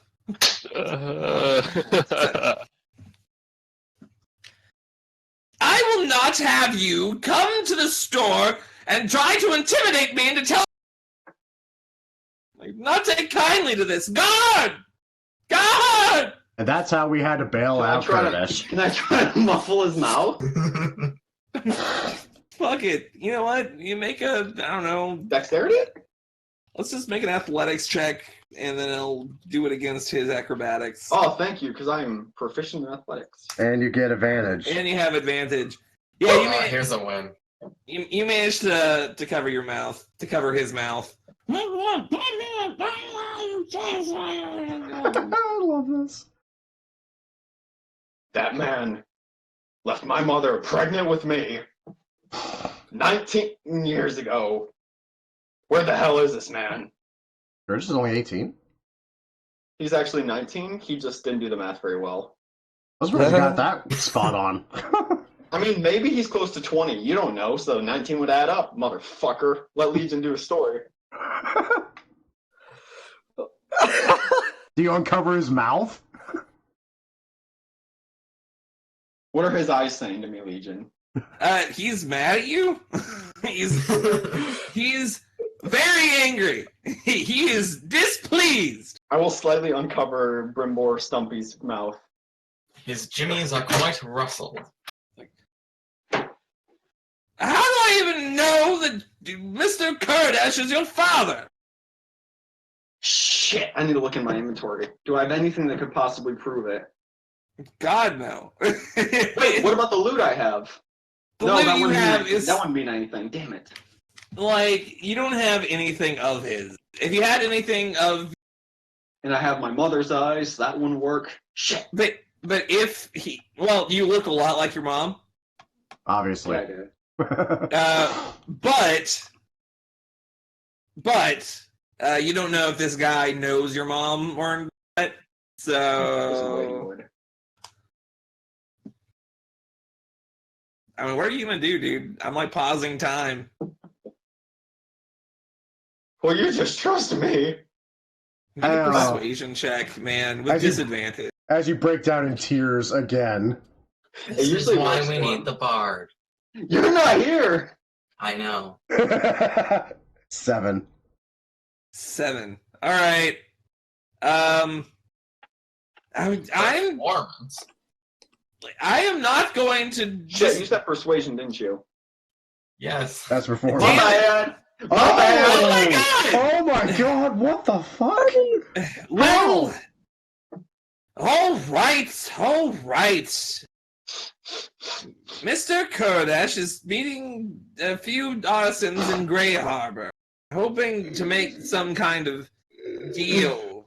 He'll probably be there for the better part of a month, maybe longer, if they remain relatively uncooperative. He's really your father? Yes. Well, in that case, I hope you find him then. Thank you for your time, and I just walk away. Aren't you going to pay for the door? Curtis is already gone. All right. Well, that happened. Yes. I am just befuddled and confused. The way I had written it, he was just gonna like search for his dad, and he was gonna find this person and be like, yeah, he has a shop, and he's gonna go in and just like try to, he's like, hey, where's my dad? But no, instead you're fucking happened. Barbarians. That's the beauty of D&D. Can't predict your players. It's real good. Yeah, here's the Necro Bard. Now, Talon. That's the curveball for nothing. Talon and Merrick. Oh. Oh shit. Oh shit. Okay, no, sorry. So you make your way to the hunt. You do know the general location. You managed to relatively quickly. No rolls or anything. It looks more or less the exact same as the Gioran Hall. Dark woods, the interior filled with stuffed monsters and animals alike. And everyone looks sketchy as hell and is eyeballing everyone that walks in. The place has a couple dozen people all talking to a few in the corner trading stories of their hunts. A few planning the next big one. A couple around the bounty board looking for a job. Now, there's also a man behind a desk, pretty official looking. He's wearing this coat tied at the waist with fur around the collar and trim. A hood pulled down. He's got red hair, messy, shaved on the side, showing off a pretty nasty looking burn that covers his entire right eye as well, leaving it fused shut. The left side is not free of scars either. A few scattered about his nose and cheek. One notable one around his eyebrow. Jesus. He looks like he's been in this line of work for quite some time. Hey, what do you want? Information, brother. All right. Information on what? I almost speak up, but then I look back to Merrick and just kind of offer for him to ask his questions first. Oh boy. We're looking for a half-orc with green skin and a right tusk that's broken off, and a nasty scar on his cheek. Goes by the name of Ungren.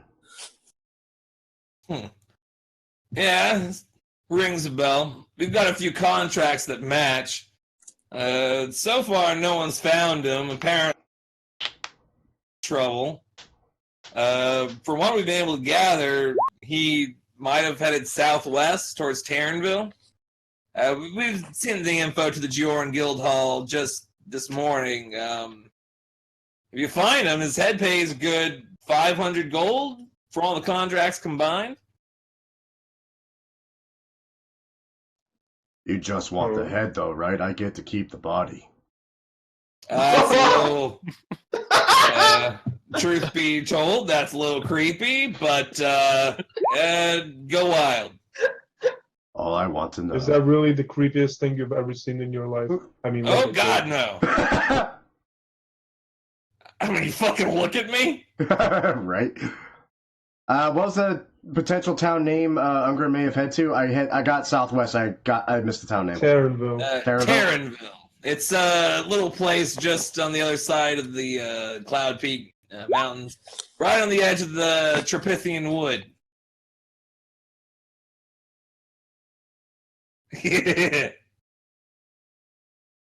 By any chance, have you seen an elder running around? Goes by the name of Ingram. Well, you have a description of this guy? Oh, well, yeah, you, he's actually not a tiefling. Oh, he wasn't? Yeah. You do remember him vaguely. He was tall for a man. He looked human, probably over 7 feet tall, pale white skin, dark black hair. He was not your commanding officer. A lot, like your commanding officer was a tiefling. A lot of like tieflings were put in your division. This guy was head of something else, but you've gotten a look at him from a distance. I mean, do you relay the information to him? Yeah. It's, it's a bit vague. If someone's put a contract out on him, I can try to find it around here. Other than that, I've got a few contacts, friends in high places, right? I could try to give the information. 50 gold up front. I can see what he knows. An additional fee. It kind of cut out, or is it just me? No, it cut out a little bit. 50 gold for information up front. That's what I caught. Yeah, 50 gold up front, and he will see what his contacts know, and he can give you that information for an additional fee. So we're paying him to find info, and then pay if he actually finds info. Yes. I look at Talon. Does that seem like a good deal? Well, you're going to get your answer. I dropped 50 gold onto the table. Jesus Christ. All right. Come back tomorrow. If my contact has... I'll have it by then. Fantastic. Also, one final bit of thing. Also, potentially another contract. Avarice, a tiefling with a broken hole in the tip of his tail missing. Any news on him? Let's see. He ruffles around some papers around.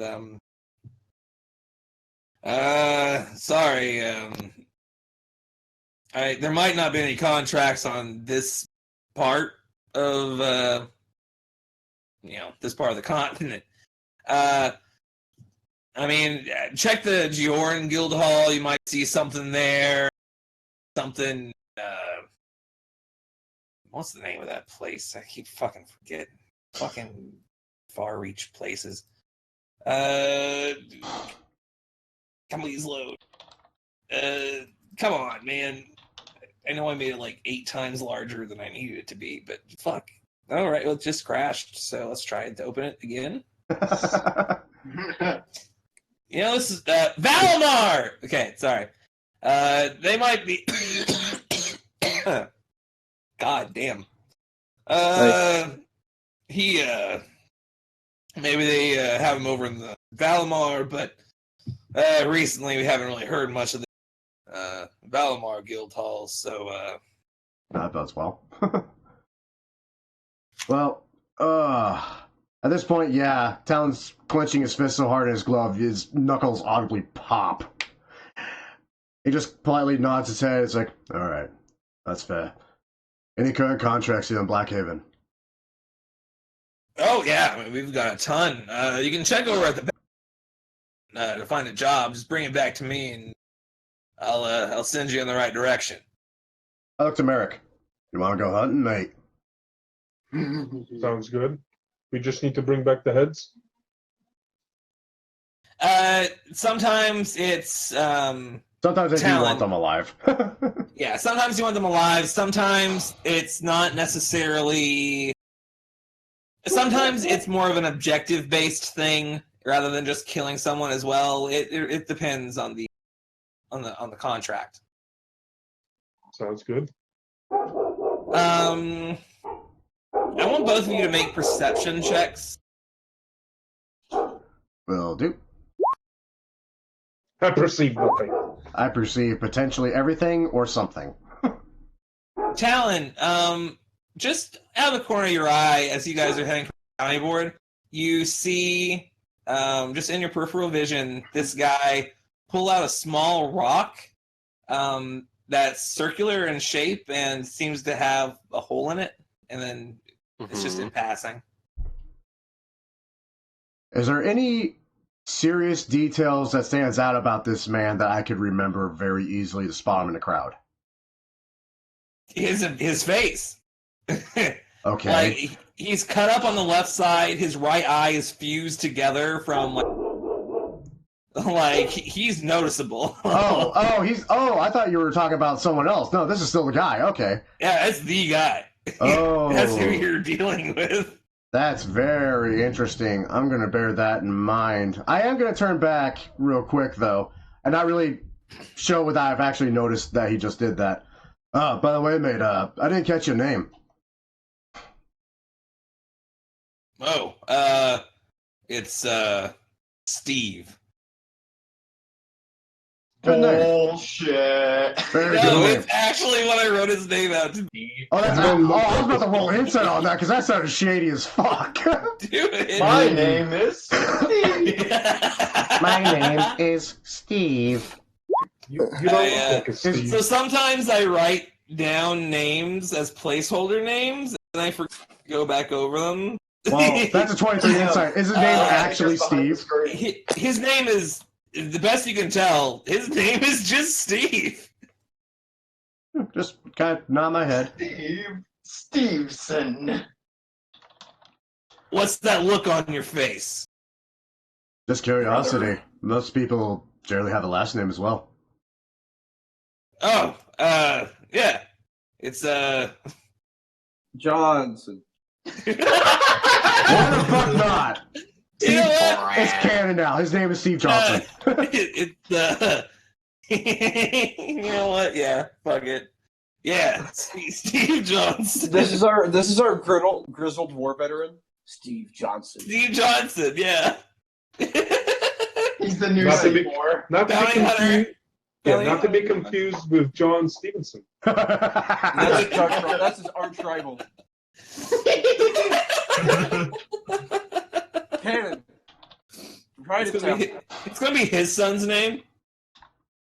No, that's John the that's Stevenson. It'll be the Kylo Ren of our age. It'll just go back and forth for no, that'll be Steve Johnson and John Stevenson. That'll be the person in the Gioran Guildhall who's his exact same position. Okay, let's go back to topic. Yeah. Okay, so if you guys are just gonna be like in Oh yeah, we're gonna floppy bounty hunting. bounty board, Yeah. there are two jobs that catch your interest. One of them, there's a single half orc causing problems in the district that pays 40. Oh my fucking Christ.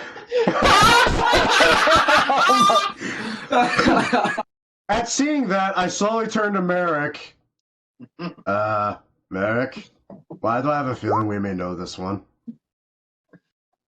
The half orc is described as 6'8", bluish tinted skin, hair shaved on the sides with a braided coming from the top.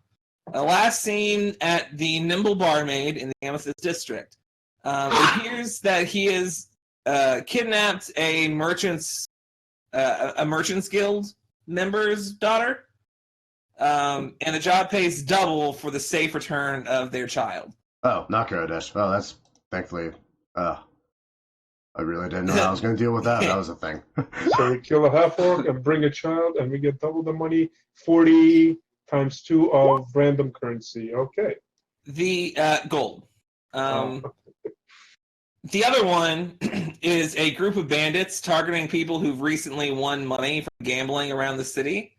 That pays 160 gold. Oh, that one is up my alley. Time to get some revenge on people. Not much is given in detail, as the people were masked. All right, so Talon, for that one, we'll pretend I recently just won a gambling game, brag about it, and see who comes to attack.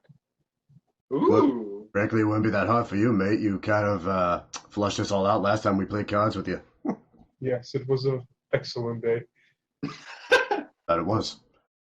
Well then, do we deal with the kidnapping or the bandit problem first? It should be noted that the guild member's daughter was about your daughter. Oh no. Okay, now that you brought that up, I'm going to strongly recommend the kidnapping. Well, It can should we be do noted. both? Can we do both in one day, or it's one or the other? It depends on how fast you take care of the problem. All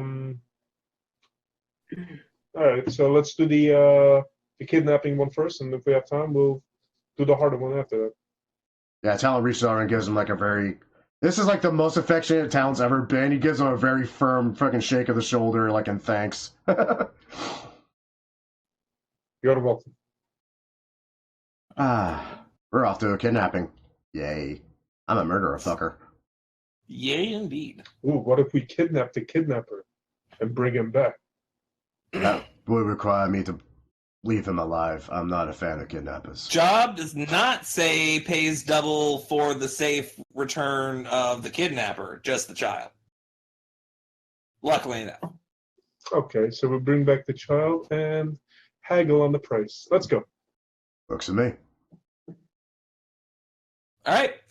You guys make your way towards the Nimble Barmaid. There are like directions in the contract. You know, the Steve gives them to you. As we do walk out, I do point out to Merrick that Steve was being a little bit more shadier than his usual shady self. I mean, have you seen his name? Have you seen his face? Oh, no, mate. Don't worry. The name was definitely very... Well, honestly, though, the one thing that bothered me more was the odd stone he seemed to pull out when he thought we weren't looking. What odd stone? I don't know. That said, have we seen Boots use that frickin' ring? No. I don't believe so, but you've heard him talking before, though. Okay. So you wouldn't know. Okay. Damn it, I was gonna leap off that. Okay. I doubt Talon would know anything about messaging stones.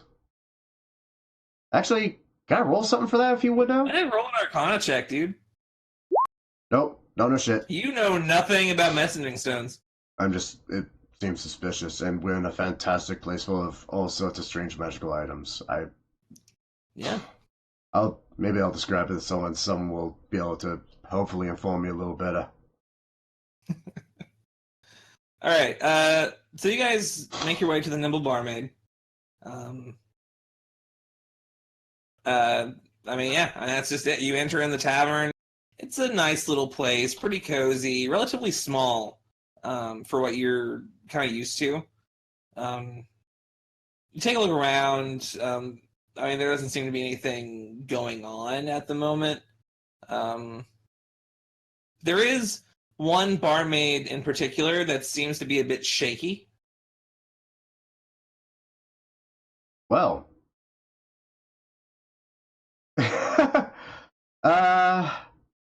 Merrick, you want to do the questioning? Sure. I asked simply because your charisma is probably leagues over mine. Yeah. So walk up to her. Do you know of any half-orcs with little children in the area? Half-orcs?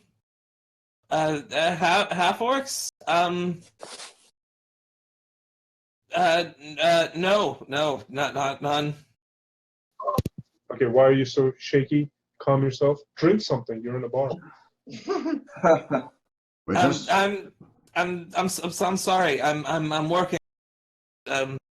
If there's nothing else, I need to get back to work. She's like starts kind of rushing kind of away from you. Miss. I'll cast thaumaturgy to raise my voice. Get back here. Oh, that works. Roll an intimidation check. Damn, that's low. How does it feel? How does it feel, motherfucker? I don't like it. Well, I did use thaumaturgy, so is that with advantage potentially? She looks at you and just her shaking does get a little bit more intense. She's stopped right now.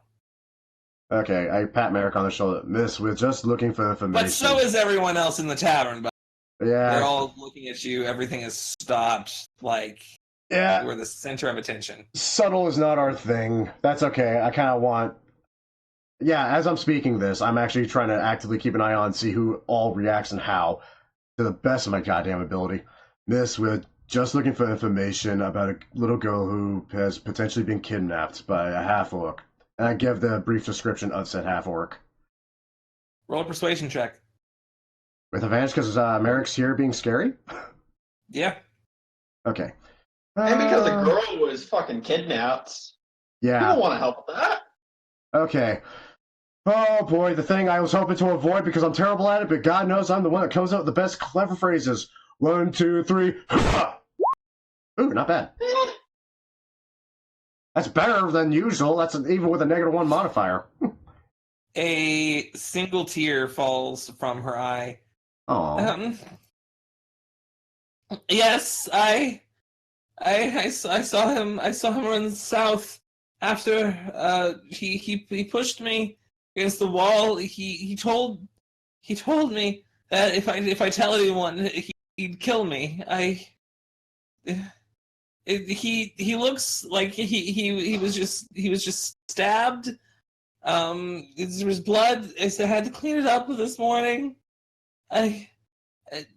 Please, you need to get rid of him. You need to take care of this man.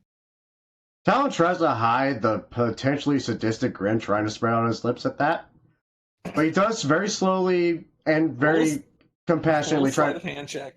Sleight of hand check. Oh, you fucker! Well, actually, I'm not that bad at that. You're the one that said. Ooh. No, you're grinning. Yeah, I'm grinning. Okay, that's I can use that. I do approach the girl, gently take her hand, and I drop 8 gold into it, and just slowly close her hand over it.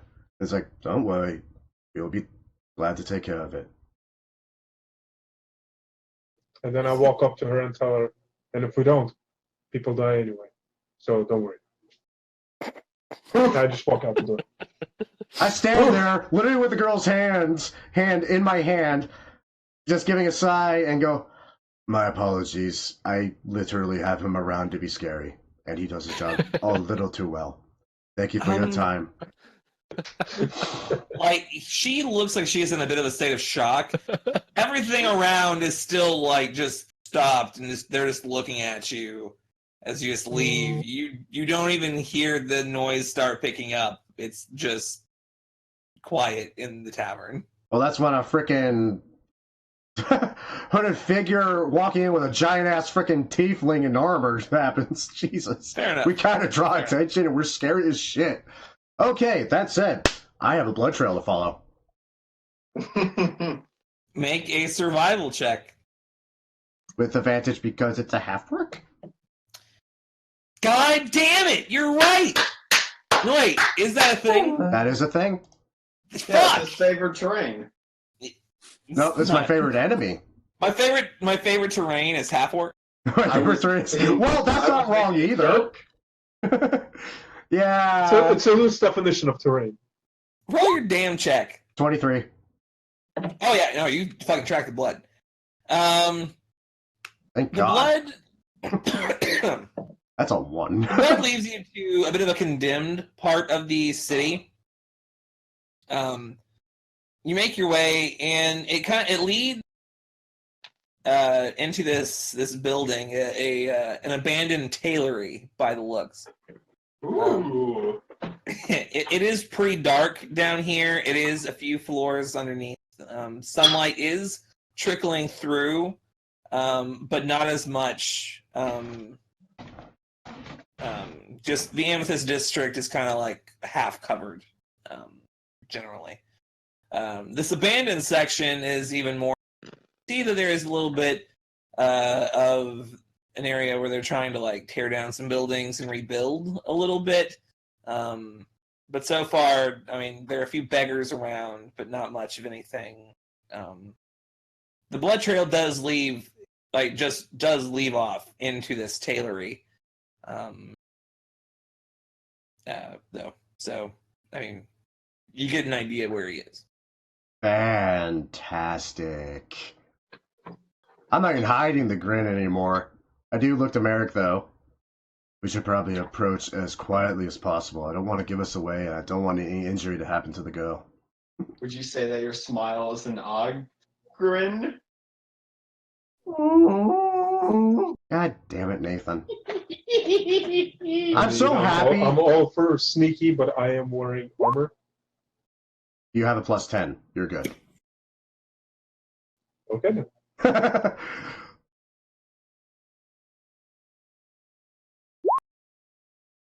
That's a 26 for me. That's a 26. That's a great big old 15. That's Sounds about right. That's still not bad per It's se. not a 5. Yeah, it's not a 5. It's not 5. All right, you guys sneak up, right up to this tailory. There's a little window. You do get a sneak peek through, and you do see. Well, why don't I just go ahead and show you? Ooh. Ooh.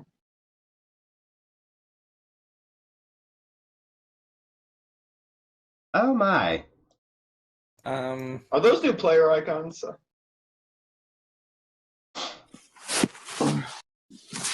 So it's a little something like that.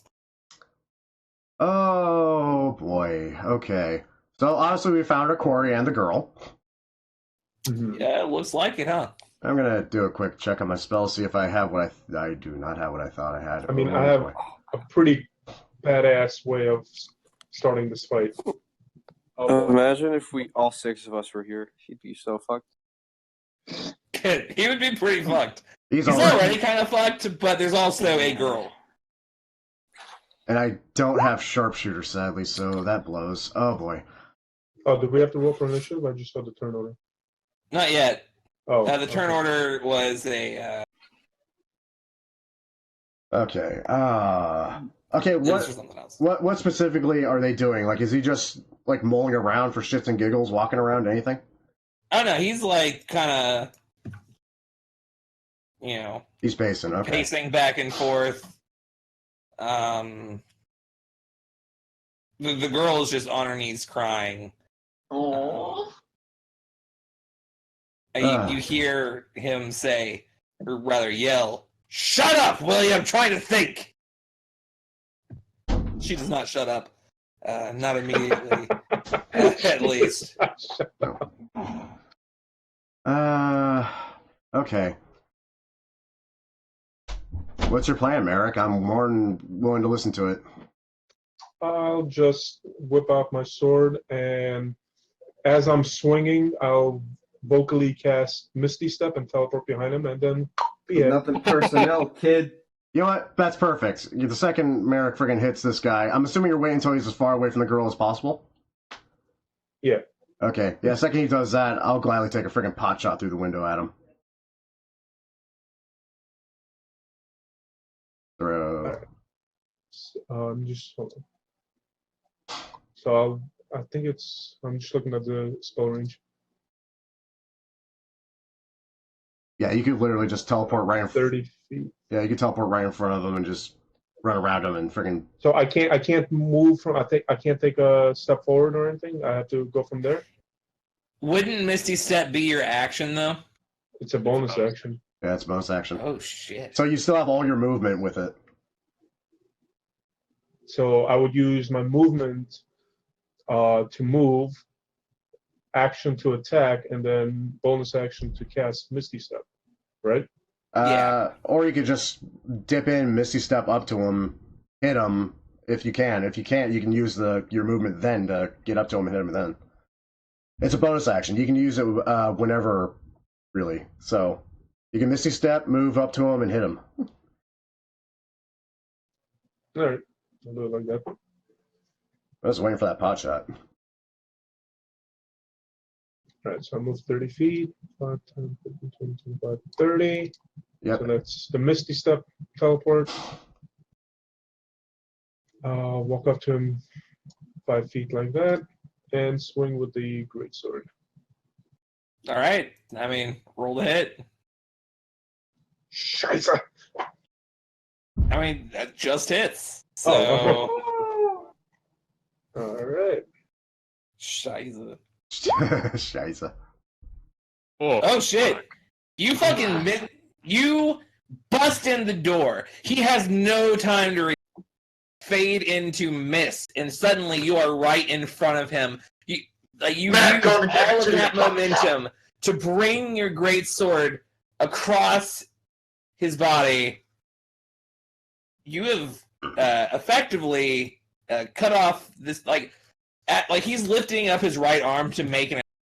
You brought your greatsword into his armpit and out his neck. He splits in half, falls to the ground. The girl is just cowering as fast as she can out this door. Alan, stop her. Can we talk about how the two least friendly members of the party are going to be the one to help this terrified girl? Through intimidation. Hey, I'm not very friendly. I'm about to say, yeah, the second I'm staring and just absolutely stunned, Merrick literally teleported in and just one-shot that poor fucker. I almost feel bad for him now. Hey, because I killed him, that's 7 temporary hit points. Oh my god. As I watch the girl dart out, I do reach over and grab my arm and say, it's okay. We're here to help. We're here from the Huntsman's Guild. You're alright. Make a persuasion check. Oh, for fuck's sake. Be happy you didn't say disadvantage, because you just fucking murdered someone. Well, Merrick murdered someone, to be fair. 11? Huntsman's what? We're bounty hunters. Do you know my father? No, but I'm pretty sure he was the one that decided to contract them in order to send us out and save you, lass. It's alright. Is it over? I kind of look over to Merrick and the now bisected body of the half-orc, look back to her and just nod. It's over. Shit. I loot the body. She immediately begins hugging you. It's nothing. Like, he has, like, maybe 30 silver. Like,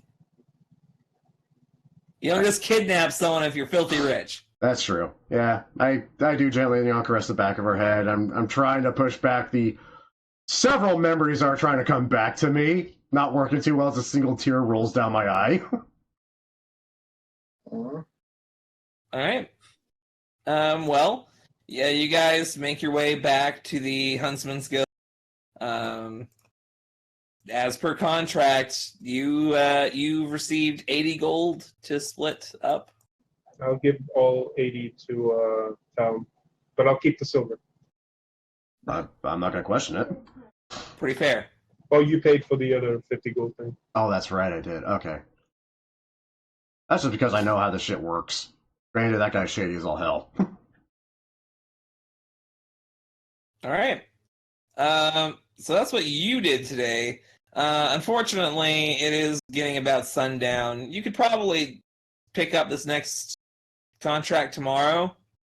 Yeah. Pretty easily. They're not going to freaking... Depending on what Steve brings back with the info. Oh, that's true. Yeah, I mean, you're going to have to come back anyway, so probably... Sundown? Damn, what's everyone else been up to? No, that's just for us. Yeah, we're getting there. Now, Boots, you I was helping you transition. Yeah. So the Bard and I talked a little bit. We're gonna go to a gem shop and try to sell some of the loot that we've got. All right. I need you to roll an investigation check. Because there's 2 of you.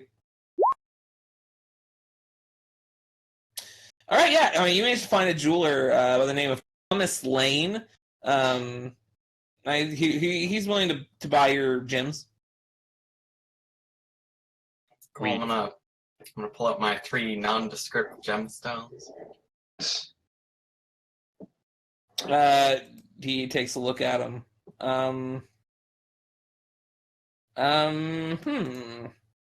Yeah, it seems that these are probably worth about 10 gold apiece.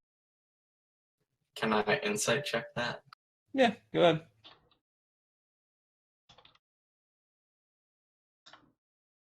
ahead. Did you write down anything other than just gemstones? Yeah, I didn't. So they're worth 10 gold apiece. I'm gonna pretend like I know something he doesn't, and I'm gonna say, maybe we can make that 15. Roll a persuasion check. Excuse me, sir, but I run a very business. We'll need Ooh. No, it doesn't work. Oh. Oh, damn. Okay. I wrote down the 10 gold DCs it ahead of is. time. Yeah, 10 gold it is a piece. All right, sure. And I have 9 gems of similar quality. I'll put on the table. Yeah, he looks at all of them. He goes, "Yeah, they're very similar in quality. Yes, 10 gold. I'd be more than willing to give him." Excellent. And then I have these other 2 that are like exceptional. I wrote down 50 gold. Right. He takes a look at them. I'd give you about 50 gold for these. Yeah. That sounds about right. Cool. Now, are you into trades at all? Do you have anything you'd be willing to trade me for this instead of gold? Gold just kind of weighs me down. I'm a jeweler. I have jewelry. I have other gems. I don't really know what you're looking for. Gems probably aren't going to help me. Do you have anything magical in nature? I mean, we're No. in fucking Blackhaven, man. Yes, I am very aware. I mean, you might be able to find. I sell a lot of my my crafts to enchanters to be enchanted, and then they sell those. I mean, you could go and try to find something out there. There is a market for these sorts of things. Who do you work with? Who's the enchanter you work with? Well, I really just sell to anyone who buys. You're not a very good businessman, are you? Well, I'm very reputable. I don't really have per se. Okay, cool. So that's cool. So 190 gold for these 11 gems. Yes. I'm in for that. All right. Very I well. would like to make that 1 less gem when he's not looking. Make a sleight of hand check Ooh. with disadvantage because he counts. That's fine. Yeah, that's fine. That's still 26. Jesus Christ. Fucking rogues. Watch it be DC 30. This is a perception check, bitches. Oh god. And he failed. Yeah, you managed to slip him. Which one do you take? One of the 50 ones? No, I'm gonna take one of the 10s. That'll be way less obvious. All right. That's true. Yeah, I mean, he manages to overlook that 110 gold gem and gives you the full 190. Sick. That's a lot of gold. Yeah. Relia, where else do we have to go today? Let's see. We gotta hit up a graveyard and a blacksmith. But I need Merrick. What do you want to go to a graveyard for? All in good time. People here? I believe I was told the location of the graveyard last time. I mean, I don't know if I want to go to a graveyard, but I can go with you to a blacksmith. Oh no, I need Merrick for that. He's paying. So creepy. Just wait until That's the point. Just wait until Talon figures out that he can do I mean, I'm this stuff. curious, so I guess let's go to this graveyard. You know, actually, yeah, there might be some folks I could look for there. All right, let's go to a graveyard. Is that an investigation? Hey, yeah, it's an investigation check. Yeah, See if you can find a graveyard.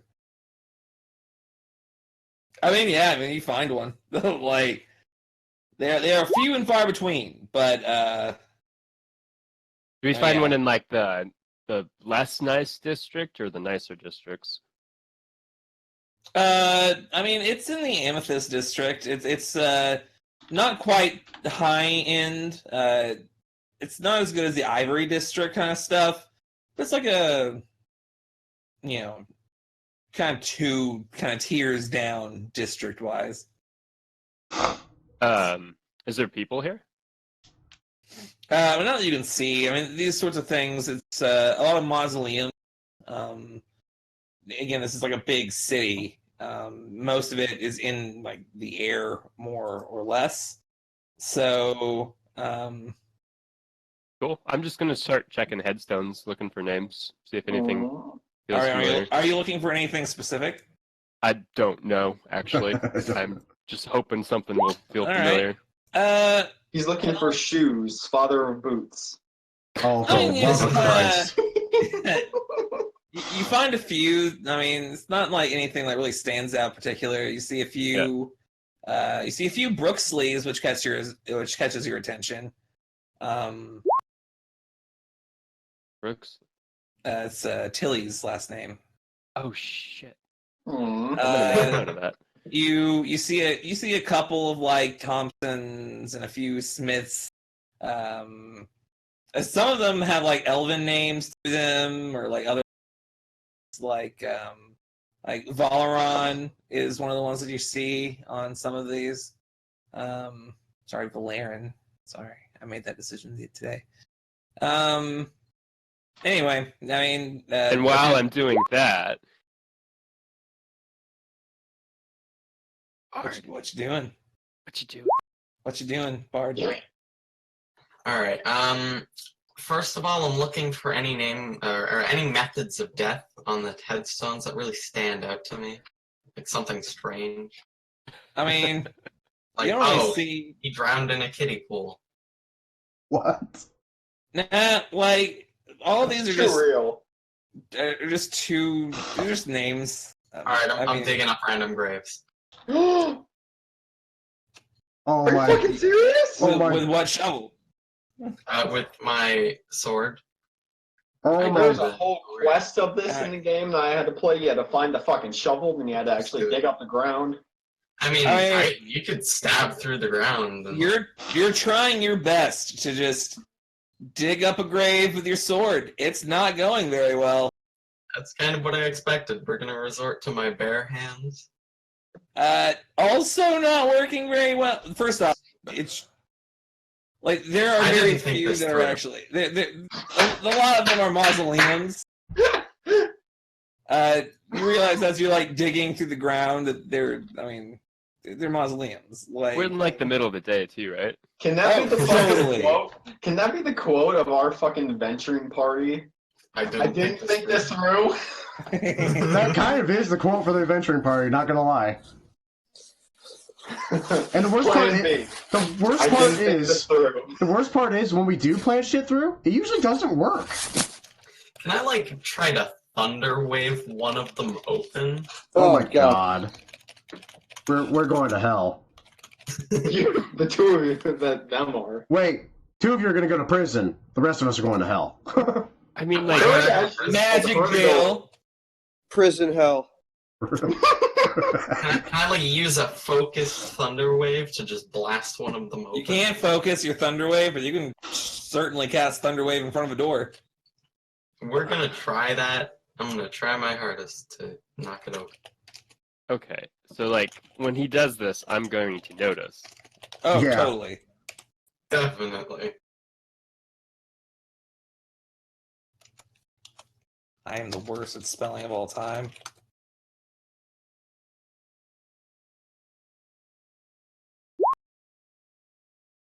Oh my god. That's a lot of damage. 15 damage. All right.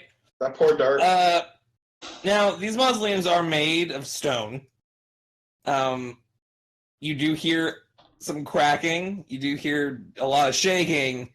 It is still standing, and also it was very loud. I'm knocking an arrow and like making my way over there. Do I see anybody looking? You see Boots looking.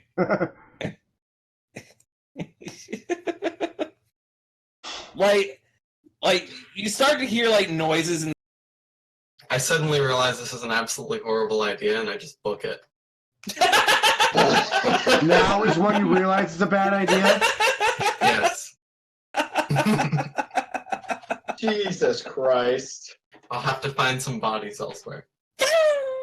It's just fucking gone. My god. What are you doing, How Boots? about the bodies of our enemies, you fuck? What enemies? like- We haven't fought anything in such a long time. And when we did, killed there already... so many people! We need to kill more people. Oh my god, the fact this is a thing! So I hear this thunder wave go off, and Yes. I've heard this a lot before, so I kind of have an idea of what this is. I would say make an intelligence check with advantage. Okay. Maybe a perception check with advantage, honestly. But I mean, yeah, you figure it passive out. perception is 17. Like, Yeah, no, like, Nice. hey, that was a thunder wave. The bard thunder Okay. waves. The bard does that when he's in And- trouble or doing something and stupid. then I see him run away. Yes. Do Oh I god, see the bard has touched anybody- things. Do I see anything that looks threatening at the moment? Not even remotely. I'm gonna follow him and not be very. I'm gonna be very sneaky about it. All right, be sneaky, bruh.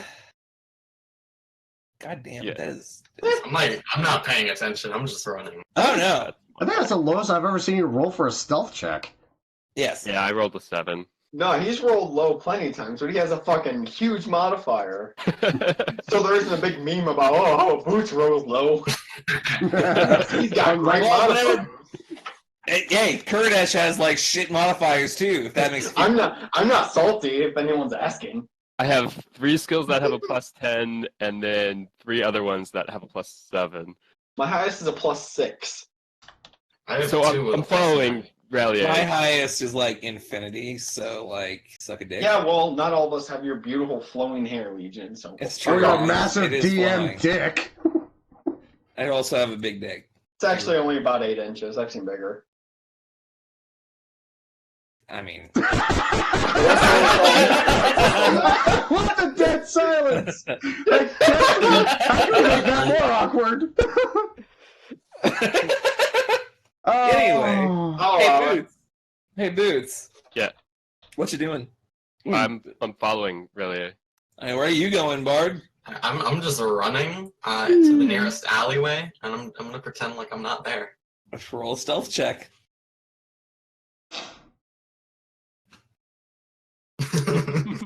Yeah, that's about right. So Boots, you're following him. He's like just running as fast as he can. He is being like so conspicuous. His head just hitting every single wall. And he's like runs directly into an alley, and like he cans, and like he's just like hiding. I you just see- kind of watched this and laughed to myself. Like, that's not how Right. you hide. That's not how you hide, silly That's bard. not how you do it. It's not And then done that way. cardboard falls from the sky. Perfectly hidden. That's not how you hide. It's not It how you is do not. that. No. Anything I else mean- happening with you guys? I'm probably gonna take this chance to fuck with them. I'm gonna get a little closer. Oh And- no. I'm gonna cast Mage Hand, which is invisible, It is invisible. and I'm gonna make some ruckus behind him. What specifically are you doing? I mean, so he tucked into an alleyway. I'm guessing there's like some trash or something. Yeah, there are some trash cans just around. Yeah. Okay. So I'm gonna like rattle the trash can. All I'm right. just gonna turn around and stab it with my longsword. Cool. And then as he does that, I'm going to work my way as close behind him as I can. Is that wise? Oh yeah, totally. Oh yeah, totally. Oh god. All right. And then I'm gonna go. Boo. Thunderwave. And that's why we don't do that. I need you to make a Constitution saving throw, Boot. Oh shit. Is that supposed Not to a be a good deck one. save? He died as he lived. Don't scare them. Oh, you are pushed up against the wall. You take 9 points of thunder, and you like might that. have a concussion. And you have a concussion. Ow. Chris, what are you doing? Hey, ow. Don't scare me like that, Jesus. Ow. That's what Also, I need you to make a no, sorry, never mind. Don't worry about it. Don't worry about Oh, there's a is con. everything it. okay? Shush. I heard I made it. noise. Is Made a follow. very bad decision. We need dead bodies, okay? That's all we need. You almost had one. That's why. Okay, I just got like blasted by some magic here. You said we need dead bodies. Yes. Corpses. Specifically human or, humanoid-ish. For Just What? for a thing. It's unimportant right now. Doesn't no, no, we Roll for don't need dead unemployment. bodies. Oh, trust me, we very, very much do. So, do you happen to know where I could find an easily accessible corpse? What the fuck? I love this line of questioning. You went from being stupid to fucking downright hella creepy. So, you touched that mausoleum, didn't you?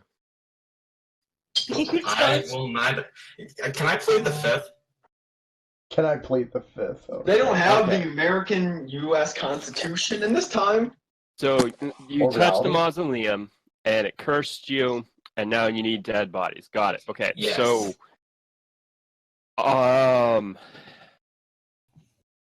I fucking don't know. How's this? We're gonna go. I mean, I know where you can get a what? dead body. Okay, I know where we can do this. Okay. Where? There's a place that stores them indoors. Yeah. And they tend to be, like clergymen and stuff. Like a hospital? No, like a church. A church? Why would they have dead bodies in a church? Isn't that like sacred ground or something? It's worth mentioning these what you're describing are mausoleums. Yeah, it's like a mausoleum in a church. Like, Yeah. I know of one. I know of one. A place. All right. You gotta take me there. Cool. So this is actually part of my backstory. There's a church I do know about. Yeah. So you can go there. Okay, let's take them there. All right. You travel your way to the Copper District. It is one of the slummiest of the places. Perfect. Nobody will care. All right. You managed to find a small little temple, with a few the kind of mausoleum type deals. Cool. So inside is where this body is going to be at. All right, Aurelia? We're going to go in here, and we'll be able to make something work there, okay? Why do I feel like this is a horrible idea? How have you not felt this was a horrible idea since you started this little adventure of yours? Can I You're the one insight? trying to take fucking corpses, and you're like, oh, this is a I would bad idea. I would like to insight check Boots. Gonna go for it. What do you think, Boots? I mean, Do you make a deception check? Or persuasion. Are you I'm not- deceiving? lying. I'm just not telling him everything. That's deception. Just like, what do I feel about what he That would said? be deception. Yeah. I mean, Oh. you get the feeling he's not telling you everything. I'm going to very anxiously follow him. Cool. So if we go inside, do I recognize the guy who's there, or has that whole thing changed like it should have? I mean, you don't recognize anyone there. It seems to be empty, actually. Yeah, fuck. That's not expected. I'm gonna call out, hello, anyone? You immediately, as soon as you cry out, you hear like some ruffling papers. Like suddenly some dude just like pops over, like he pops his head out of this doorway. He has these like cracked glasses and like he's like bald on top except for like a little tuft. He has like like dark gray hair. Yes. What can I do for you? Cool. I'm just making sure I don't recognize this guy. Oh, you have no idea what the fuck this guy's doing. Fantastic. Great. My friend here, he has been cursed. I'm looking for help. He like comes into the room like proper, like dusts off his shirt. He's wearing this like kind of fine clothing ish, like it's made to look like it's fine, but it's also like falling apart in places. Well, you have come to the right place. What kind of curse is this exactly? Did my mic just do something weird? No, you're still picking up. That's odd. Still, All right, still hear you. maybe. All right, I'll just turn that up. Something just happened, like my hearing went weird. Anyway, yeah, I could. What kind of curse is this exactly? He seems to be craving human flesh. Oh, that is why the curse. He takes like a good long look at the bard. I say nothing. Well, Just lick your lips. No, Yes. by human flesh, do you mean specifically human flesh, or do you mean just Humanoid. flesh of anything? Humanoid flesh. I see. I see. Well, fortunately, I can help the situation. That will be 10 silver, please. Sure, I'm gonna here you hand go. him- Here's Oh, 10 silver. there you go.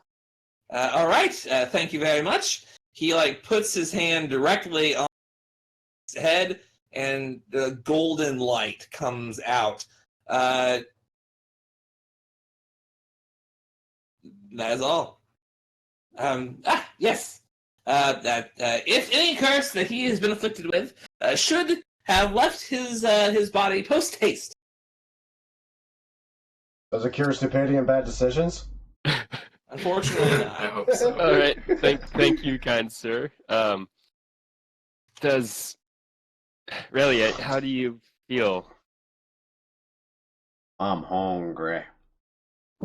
I'm not going to say anything. I'm just going to leave. Just gonna leave. Okay. Well, I Because that don't know opening. if that helped, but that just I don't know what to do. I will continue on my quest for a dead body.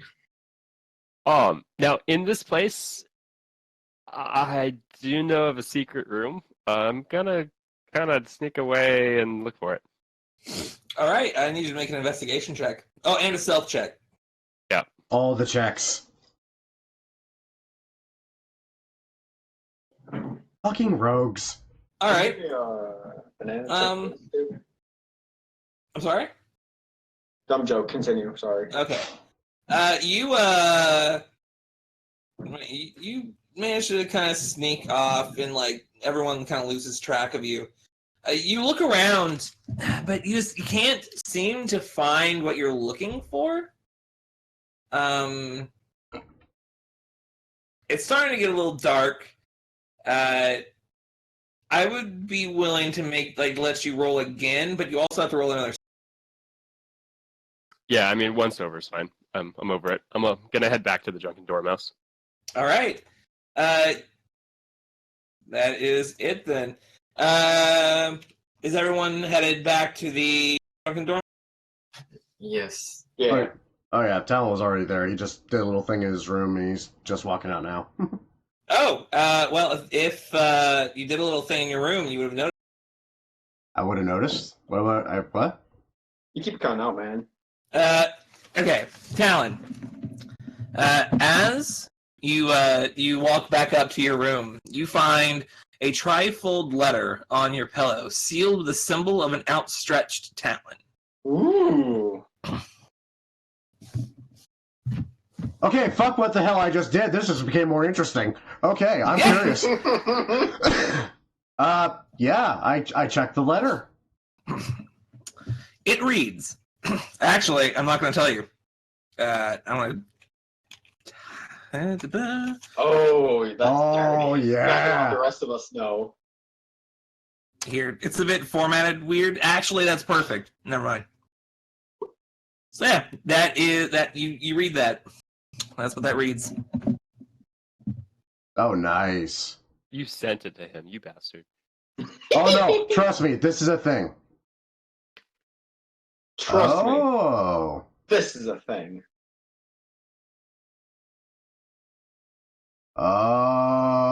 Oh. Of course. Okay, continue with the story. I like hearing his reaction. It's nice. All right. So, continuing on, you guys make your way to the Drunken Dormouse. You're all kind of there. Whenever you arrive, a song is playing again. The same song as before, but this time there are different people in the audience. I'm avoiding Merrick. What? I'm avoiding This Merrick. time I'm just gonna like plug my ears and not look. All right. Talon, you'd probably still be up in your room. Anyone else that's like listening specifically, make a wisdom saving throw. Oh boy. Uh-oh. Oh, Hey, boy. Kuridesh. Don't do this to Kuridesh. Do it to Kuridesh. Do it. Hey, Kuridesh. Do it. You see that you see that purple tiefling bard that's playing right now? Let me Yes, I do. smash. You are super into her. Let me smash. Oh my god. Let me I smash. thought Marlene was my true love, Oh god no. but it's clearly Song. Oh god no. Also, she's playing ridiculously well, mind you. Like, all of you are, like, actually very impressed. Even the bard that isn't looking, she rolled a fucking 30. God That's damn. Shit. What is her modifier? Holy shit. Her modifier is plus 11, and I will tell you that because, My mod is only a 9. yeah. That's ridiculous. Holy fuck. Then Yeah. again, all I would need would be max charisma, so like, you know. I must make this woman my wife. Yeah. Oh god. I wasted so God. much time spitting on Marlene, and I didn't even know what the world had to offer. Gotta get them purple horn goodness. Just stop I mean- while you're ahead. What are you guys doing? I suddenly thought of the name of a brothel, the Horny Dragon. Well, we need to go to the Grand Cathedral. That's why we were here in the first place. So The bard in the corner, looking for a fight. like, you know, I'm gonna rush the stage. I mean, if I get into Oh a fight my and god. they die, Are you like actually rushing the stage? Not in an angry way, but I'm gonna rush up oh my towards the god, stage. he's so dead. All right. You are like looking directly at making. My lady, be my win. And that's all he's got. I'm gonna cast blindness deafness on Kuridesh. Oh no. Does he have to make a save? He needs to make a Constitution saving Yeah. throw. Oh damn, he's. Oh, got I'm that. fucking good at these. Let's see me roll a 3. mean- I'm calling it right now. It's gonna be a 3. I better Roll bad, please. Of course you do. Hey, Kodesh, you are neither blind nor deaf. And I will remember this, Bard. No, you won't. Actually. Yeah. No, I will not, then. Yeah, it doesn't say that you would know. And it's just a verbal thing, so. I just curse under my breath. Fuck. Hey Kodesh, make a persuasion check. That's what I was waiting for. I mean, you know, Is this gonna be the 3? it's better. If you would roll another nat 20, I would be very. There you go. It's close. It's wicked close. she giggles a little bit and she just continues playing. I'm just gonna drag Kuridesh away from the stage. Yeah, you fucking try. Cool. So while he's dealing with that, hey guys, the bard touched something today and then started wanting bodies. Wait. I just came back downstairs. I hear that. Bodies. You do. Like we went to a cemetery at one point, and then like afterwards, he was still talking about like wanting bodies, What the like fuck? dead bodies. Why in God's name does the Bob want a corpse? I Maybe he has I'm some guessing- sexual frustration. Man, he like I he had almost, to have been cursed, right? I almost said, why doesn't he visit MODOK? I swear to God, I'll fucking kill you. I said almost. We like went to a priest, and I think he did some priest shit because he got all glowy, and He got all glowy. maybe he's okay now, but like that's really not okay. Well, I mean, to be fair, we haven't really seen what he's attracted to. For all we know, maybe he just fancies himself to dead. We don't know. How could he not be attracted to her, though? What the fuck's wrong with him? Look at her! Yes, she is attractive. I get that Her now. horns, they're so pointy. I I'm like to just gonna point. cover Kuradesh's mouth. I like to point out that. He's gonna fucking bite your hand, motherfucker. I like to point out, Talon literally doesn't remember this one because he blacked the fuck out. Like Merrick, you're kind of spooky. Oh, Talon, as you come down, make a wisdom saving throw. Thank you. Yep, that's what I was going for. With advantage, What would because you do favored with a bunch enemy. of dead bodies? What? Oh, Do you shit. see any use for that? Ooh, do I pass? Me? Not a strength Definitely. check, it'll be another athletics. Sorry. Because it's technically a grapple. I'll go with this then. Oh yeah, he covers your mouth. So if your question hey, was, Talon, it's a She tiefling is more thing, than then just no. normal attractive. She is like you are just as hard for this girl as he is. God fucking damn it. I hate that advantage doesn't work for me. Balls. Oh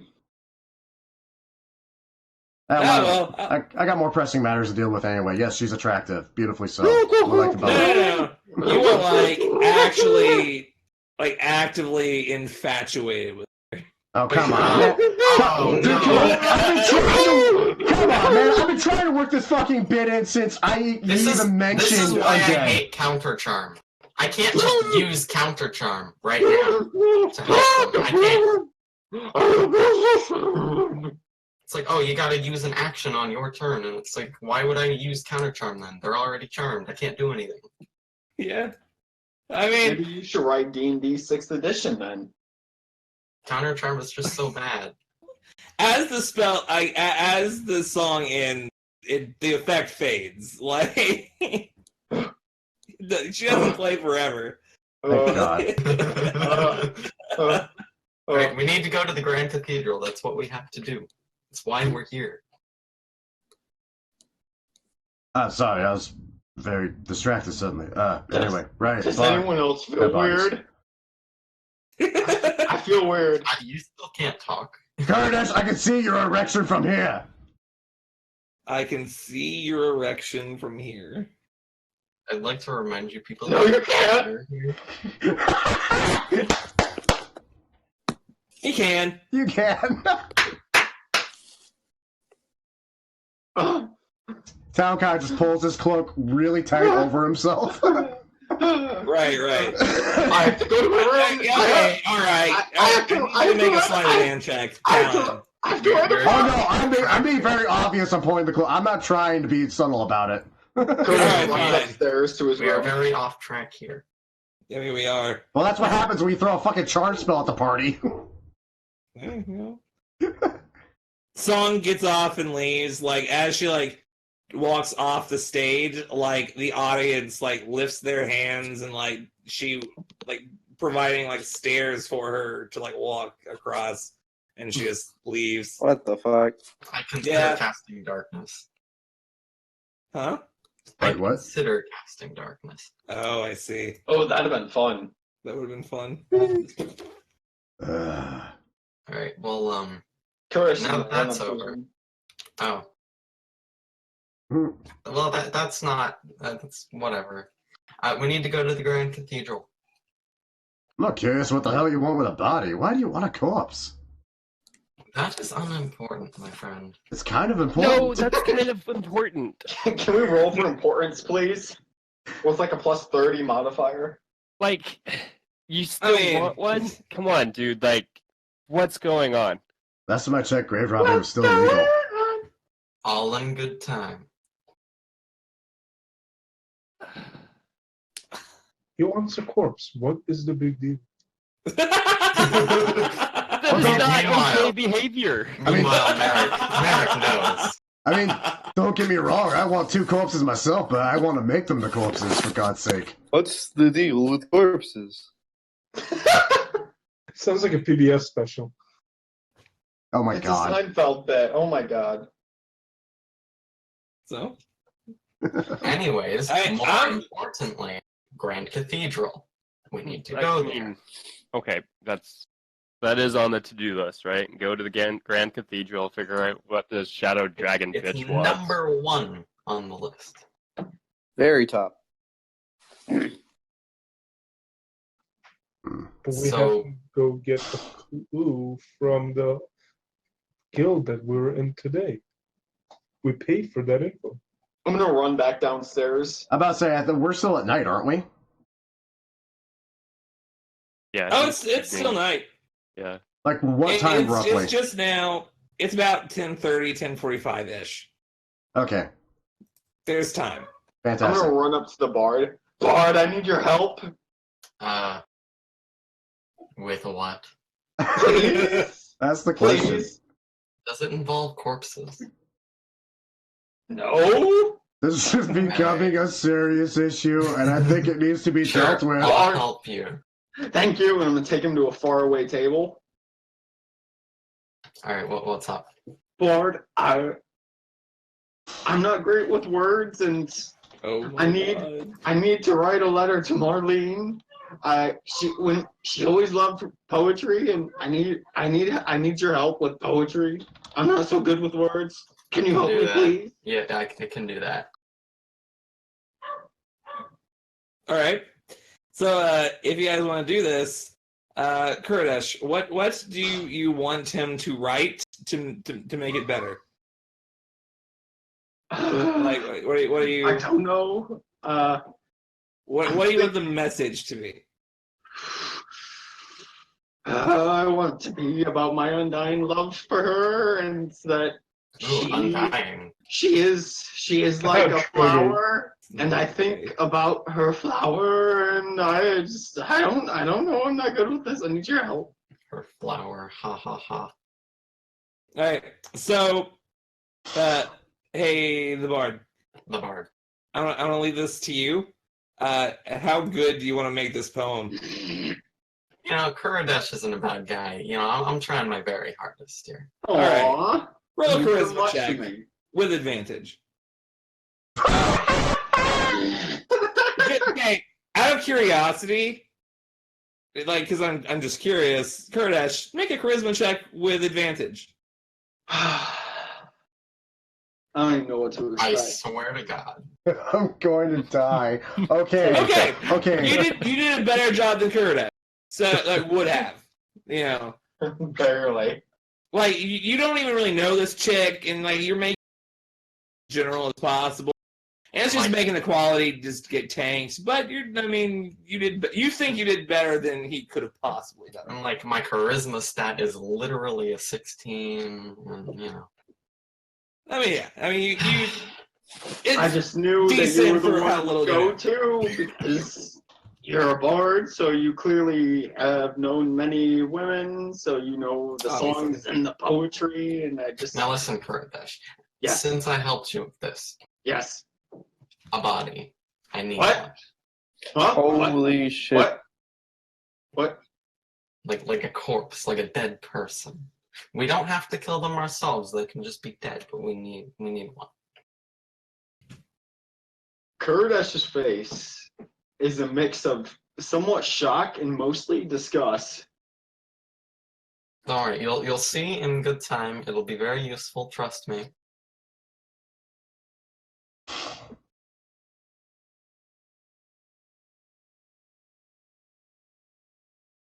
I mean, this is up to you. What are you doing? I'm trying to persuade him into finding me a corpse. Kurdish has nothing to say. He just has a shocked look on his face. He's literally speechless. I mean, like the rest of you guys are just like you guys see Kurdesh over in the corner with the bard, and like he is just shocked, just After not saying anything. There's like making writing for 20 minutes. We have like Kurdish stands right the fuck up and is just like, what? So I we can had see some you over time here. too while they were like talking about this, or like over in the corner, like doing a letter. Like Talon and I were talking about this. Oh yeah. I don't know, man. Like he's been doing this all day. It's really fucking weirded me out. Well, that's certainly a thing to be worried about when a man asks about corpses a little bit too fervently. That's I'm a generally disturbed human being, Boots. I won't lie. That disturbs me immensely. If something disturbs fucking Talon, that's how you know it crossed the line. Yeah. I mean, like, I don't even know, man. Like, it's really fucking weird. Like, I don't get it at all. We went, like, did some errands today. Like, I don't. Well, the weirdest shit. Well, I'm ever. just gonna stand up and I'm gonna walk out and just find the nearest forest. Well, there's all right. It'll take like a while. 2 hours. I mean, yeah, something like that. It's really late, but I mean, you can got dark totally go and vision. do that later. I'll be fine. I mean, We're in the middle of the goddamn city, and you're like, Yeah. I'm gonna go find the woods. Yeah, we'll get there. We'll get there. anyway, well, there's one. Anyone else doing anything? There's one surefire way to find out. We could always provide him with a corpse. We do seem to encounter quite a number of them. We made one today, earlier. Why are you guys talking about corpses? Because we killed a man, Kurdish. We fucking killed a man. You killed someone? What? Why did you kill someone, guys? I'm about to say, I raised my hand. It's like, don't worry, it was a bounty. It was clean. Okay. And it was totally awesome. I think I better find America a new profession he enjoys.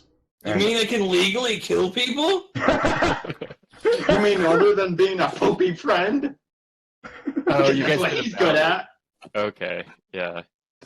I mean, do we set this up? Do we, like, put the bard in front of this fucking body and see what he does? And, like, be ready to, like... I don't Kill him. know, man. Tom kind of shrugs and goes, well... Wait, is the bard here? No, Or he's he left gone. already? No, he left. Bard is currently leaving. You can stop him, but he's currently at the Oh, so you're still here. just barely. I know of a corpse for you. I heard corpse. What's up? We found his trigger word. I mean, So